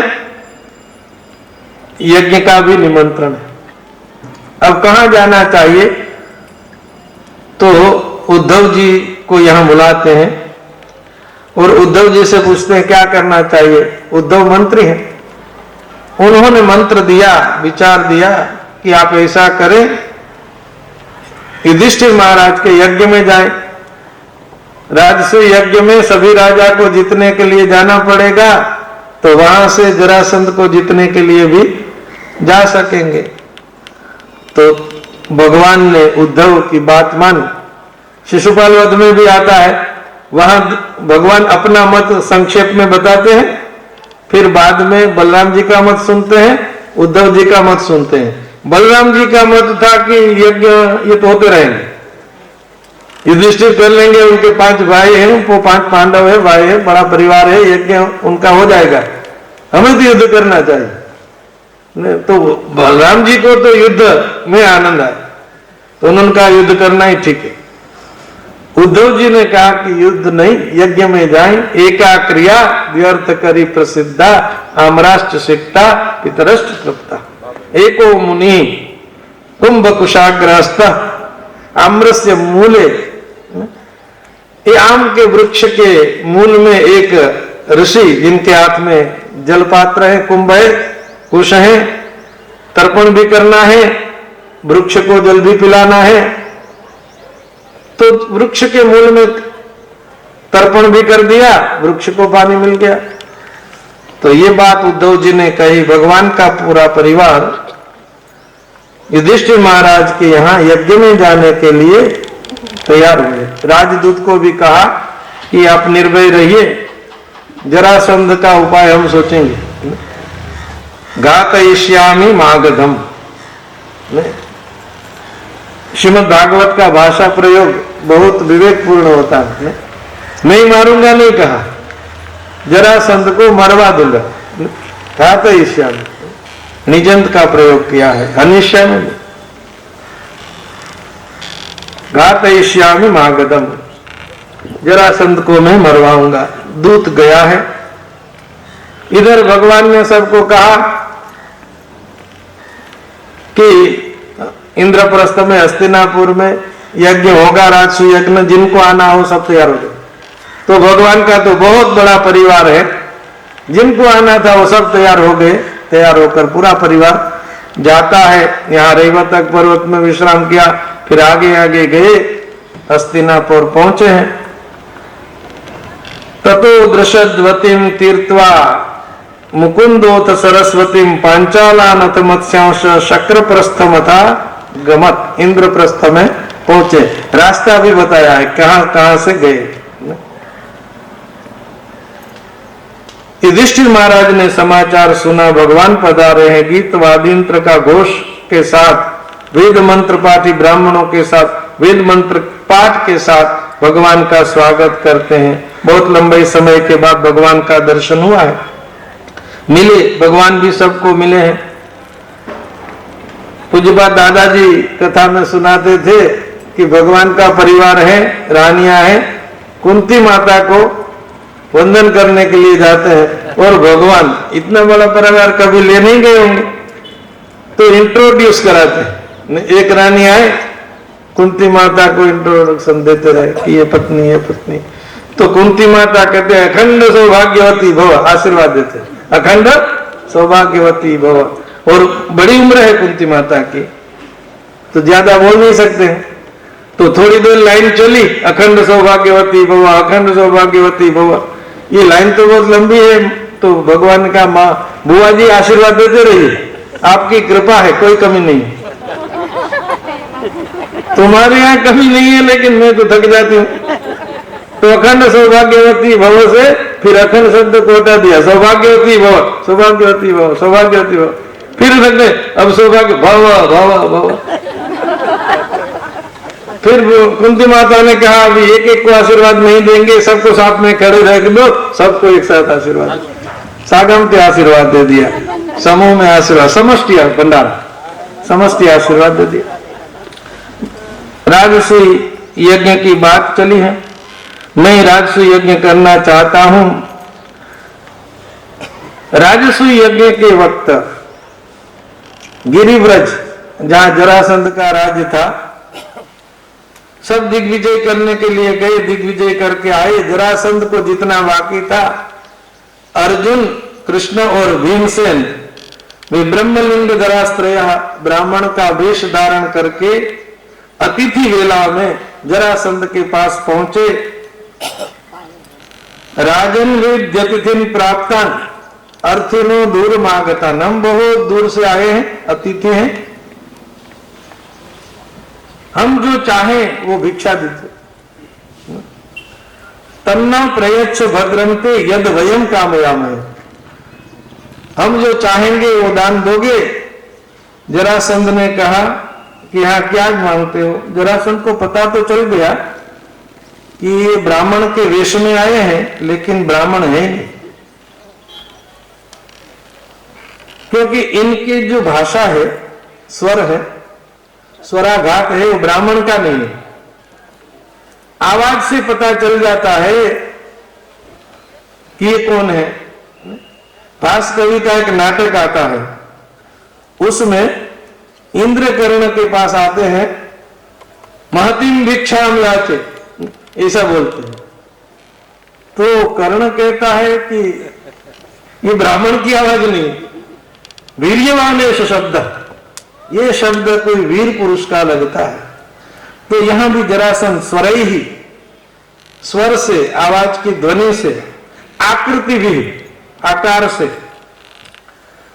जान जाते। और दूसरा प्रबल प्रमाण यह था कि तीनों के जो हाथ थे, वहां धनुष छोड़ते हैं ना, धनुष से बाण छोड़ते हैं, तो प्रत्यंचा यहां लगती है, प्रत्यंचा के घाव थे। वो जरासंध देख गया।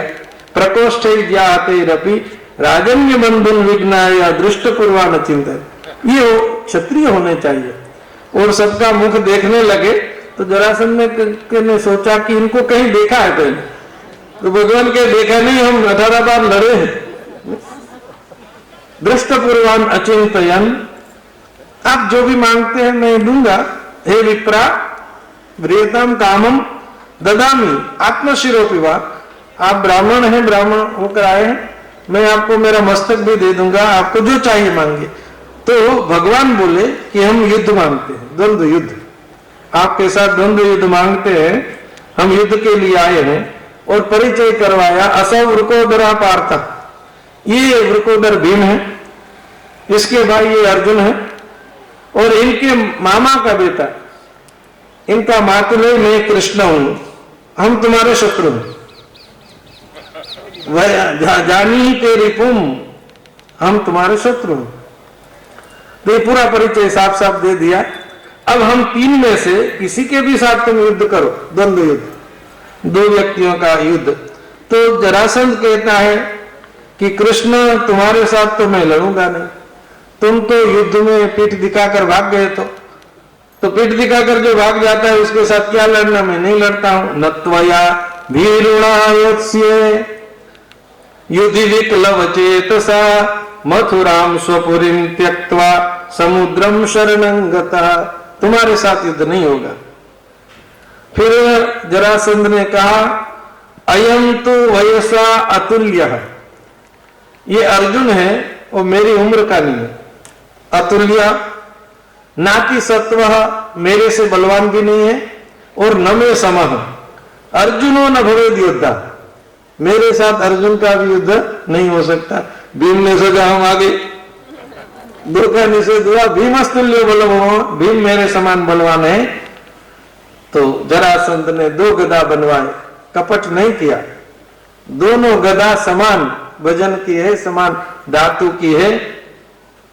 प्रादाय महतिम गदाम द्वितीयम स्वयमादाय निर्जगाम पुराट बही, गांव के बाहर युद्ध का मैदान, वहां लड़ने लगे। बहुत दिन तक युद्ध चलता है।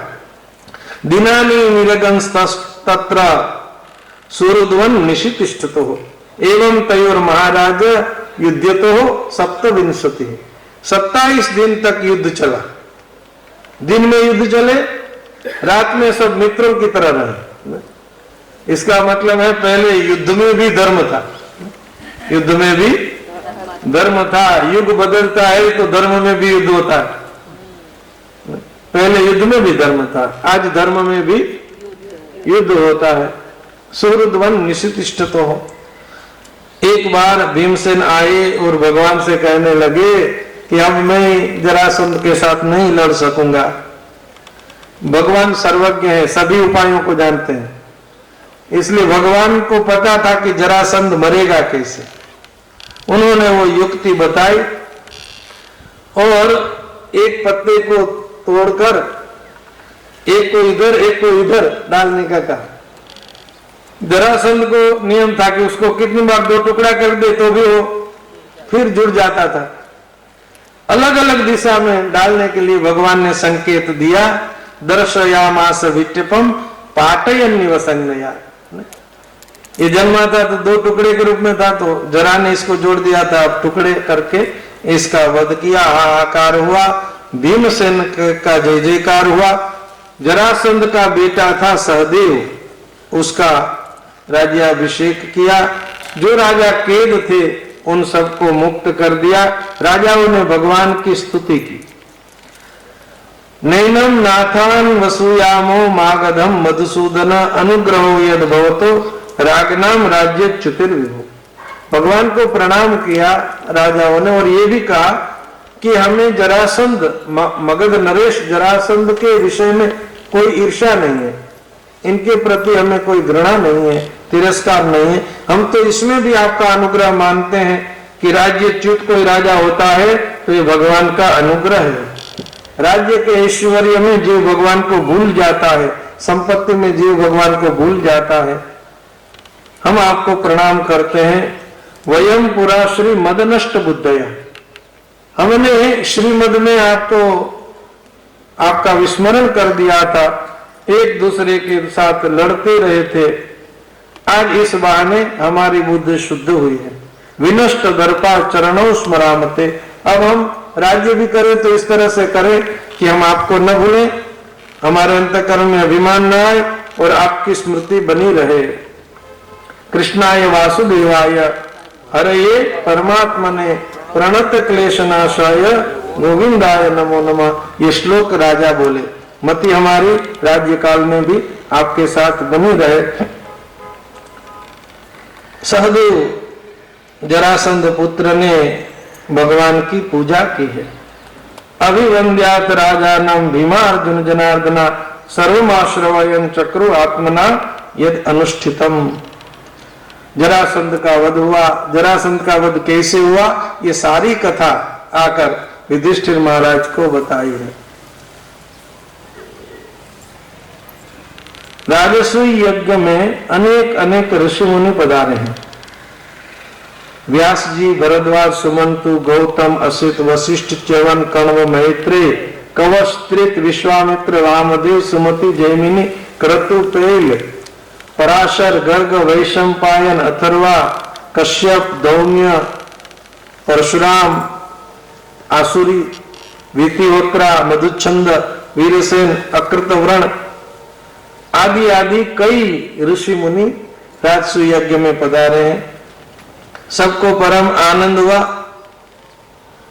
विधिवत राजसूय यज्ञ चल रहा है। सुतिया के दिन किसकी पहली पूजा करनी चाहिए, इस विषय में सभासदों के बीच चर्चा चल रही है।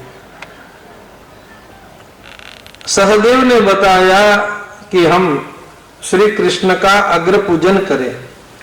एष वै देवता सर्वा देश काल धनादयः यदात्मकमिदं विश्वं कृतवश्च यदात्मका अग्निराहुतयो मंत्रा सांख्यं योगश्च यत्परा एक एवाद्वितीयोऽसौ ऐतदात्म्यमिदं जगत् आत्मनात्मा श्रेयस्या सृजत्यवति हन्त्यजः। सहदेव ने भगवान के स्वरूप का परिचय दिलाया और कहा कि अर्हति अच्युत श्रेष्ठम, भगवान सात्वताम पति। इसमें अग्र पूजा श्रेष्ठता के निमित्त भगवान की हो। सबने स्वीकार किया। शिशुपाल को रोष आ गया। शिशुपाल ने भगवान की निंदा की। वो खड़ा हो गया अपने आसन पर। ये नहीं हो सकता है, मेरा मत है विरोध में। सबने सम्मति दी है। शिशुपाल और शिशुपाल के पक्ष के लोग विरोध कर रहे हैं और भगवान के लिए उन्होंने बहुत निंदा के शब्द कहे। ऐसा कहा कि यथा काका पुरोडाशम सपर्याम कथम अर्हत। ये वर्णाश्रम धर्म का पालन नहीं करते हैं, जैसा मन में आते हैं वैसा रहते हैं। ययाति ने इसके कुल को शाप दिया है, ये राजा भी नहीं बन सकते हैं। एक एक अपराध करके शिशुपाल के जब 100 अपराध पूरे हो गए तब भगवान ने सुदर्शन चक्र उठाया। शिशुपाल की मां ने भगवान से वरदान मांगा था। ये शिशुपाल वध में कथा आती है कि शिशुपाल जब जन्मा था ना तो उसकी 3 आंखें थी और 4 भुजाएं थी। तो आकाशवाणी हुई थी कि जिनकी गोद में बैठने के बाद इनकी 1 आंख 2 भुजा गायब हो जाए, उनके हाथ से इसकी मृत्यु होगी। तो श्रुतश्रवा शिशुपाल की माता, वो कोई भी आवे तो गोद में शिशुपाल को रखे। अब जब कृष्ण आए उनके गोद में रखा, 1 आंख 2 हाथ गायब हो गए। मां श्रुतश्रवा को पता चला कृष्ण के हाथ शिशुपाल की मौत लिखी है। मौत को कोई रोक तो नहीं सकता है, लेकिन कुछ शर्त लगाई जा सकती है। तो श्रुतश्रवा ने कहा कि इसको आप इसके 100 अपराध माफ कर देना। तो भगवान ने कहा था कि हाँ 100 अपराध माफ करूंगा, लेकिन उससे आगे बढ़ेगा तब मैं मारूंगा। तो आज 100 बार अपशब्द भगवान को कहा, अपमान किया, और वह मर्यादा जब पूरी हो गई तो सुदर्शन चक्र से शिशुपाल का शिरच्छेद हो गया। शिरः क्षुरांत चक्रेण चिच्छेदा पततो रिपो। भगवान ने सुदर्शन चक्र से शिशुपाल का वध किया। शिशुपाल के शरीर से जो ज्योति निकली वो भगवान में मिल गई। शिशुपाल का उद्धार हुआ। ये उनका अंतिम जन्म था। हिरण्याक्ष, हिरण्यकशिपु, रावण, कुंभकर्ण, शिशुपाल, दंतवक्त्र। तो ये मुक्त हो जाते हैं। युधिष्ठिर का राजसूय यज्ञ होता है, अवभृत स्नान होता है, सबको आनंद हुआ। दुर्योधन को दुख हुआ था। दुर्योधनम रते, दुर्योधन को छोड़कर सबको आनंद हुआ था। दुर्योधनम वर्जयित्वा राजानः सर्षयः सुराः सर्वे मुमुदिरे। सबको आनंद हुआ, दुर्योधन को आनंद नहीं हुआ। परीक्षित ने पूछा कि सबको आनंद हुआ, दुर्योधन को नहीं हुआ, इसमें क्या हो गया? बोले बहुत दिव्य राजसूय यज्ञ हुआ था, सबकी सेवा ली गई थी। भीमो महानसाध्यक्षो धनाध्यक्ष सुयोधन। दुर्योधन को तो सारा खजाना ही दे दिया था, युधिष्ठिर ने। युधिष्ठिर तो अजात शत्रु है, दुर्योधन भले उसको शत्रु माने, लेकिन युधिष्ठिर इनको शत्रु नहीं माने। प्रहलाद अजात शत्रु है, हिरण्यकशिपु भले प्रहलाद को शत्रु माने, प्रहलाद हिरण्यकशिपु को शत्रु न माने। वो तो कहे कोई शत्रु है ही नहीं। तो कोषाध्यक्ष, धनाध्यक्ष दुर्योधन को बनाया था, भीम को महानस का अध्यक्ष बनाया था। जो जो काम करने में कुशल था वह काम उनको दिया, और दुर्योधन के हाथ में तो पद्म चिन्ह था, तो जितने पैसे खर्च करे उससे ज्यादा आ जाए। और कर्ण को दिया था, कर्णो दाने महामना, दान विभाग कर्ण को दिया था। कंजूस को यदि दान देंगे तो वो तो पैसा निकलेगा ही नहीं पॉकेट से। कर्ण को दान की पोटली दी कि दान करते रहो, तो बहुत दान करता है। सताम सुश्रु शणे जिष्णु, संतों की सेवा में अर्जुन लगे थे। और कृष्ण पादावने जने, भगवान नारद जी के चरण प्रक्षालन भी करते हैं। और जिन जिन संतों की सेवा, चरणोदक चरण प्रक्षालन की सेवा वो खुद भगवान करते थे। कृष्ण पादावने जने।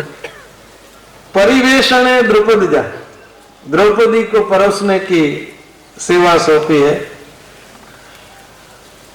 उनके पास अक्षय पात्र रहता है, जितना भोजन कराएगी कमी ही नहीं होगी।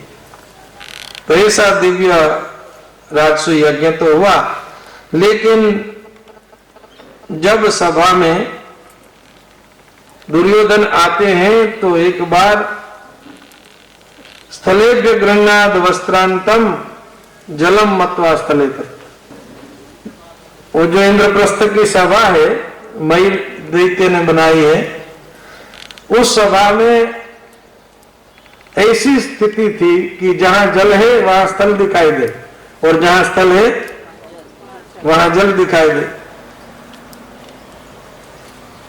तो दुर्योधन जहां स्थल था वहां उसने देखा कि यहां पानी है, तो अपना पीतांबर थोड़ा ऊपर कर लेता है, पानी में चलते हैं ऐसा करते हैं। और जहां जल है वहां स्थल मानकर आगे चलता है तो गिर जाता है। यहां भी आते हैं ना तो थोड़ा कि यहाँ नीचे है तो हम सीधे आएंगे तो जाएंगे, थोड़ा सा कहता है, हम तो सामान देख दे तो चलते जाते। तो अंधे पिता के पुत्र भी अंधे, ऐसा बोल दिया। आंधळा ना अंधा। जहास भीमा, भीम हसा, द्रौपदी हसी, स्त्रियां हसी। युधिष्ठिर ने सबको इशारा किया, संकेत दिया, हंसी मत कीजिए, हंसी मत। लेकिन कृष्ण भगवान ने कहा रुकिए मत। निवार्यमाणा अप्यंग रागना, राजा युधिष्ठिर ने निवार्यमाणा रोका कि भाई ऐसा मत करो। पहले पहले कोई भी आएगा तो ये सभा ही ऐसी है, मैं सभा। कृष्णानुमोदिता, कृष्ण ने अनुमोदन दिया। दुर्योधन का ये अपमान हुआ, उसने मन में ठान लिया, तो दुर्योधन को दुख हुआ था, बाकी सब लोग सुखी हुए थे। ऐसी दिव्य कथाएं सुखदेव जी महाराज परीक्षित राजा को सुना रहे हैं। भगवान के अनेक अनेक विविध चरित्र हैं, नीति प्रीति रीति के चरित्र हैं। कहीं नीति है, कहीं प्रीति है, कहीं रीति है, कहीं भक्ति है। ज्ञान भक्ति वैराग्य विवेक वर्धन करने वाली, माया मोह निराश करने वाली ये वैष्णवीय कथा है, भगवत कथा है। इसमें हम भी यथामति यथागति गान करते हैं। अभी पूज्यपाद स्वामी जी महाराज के चरण कमल में निवेदन के साथ इस कथा को यहाँ विराम देते हैं। बोलिए श्री सच्चिदानंद भगवान की जय, श्री सद्गुरुदेव महाराज की जय।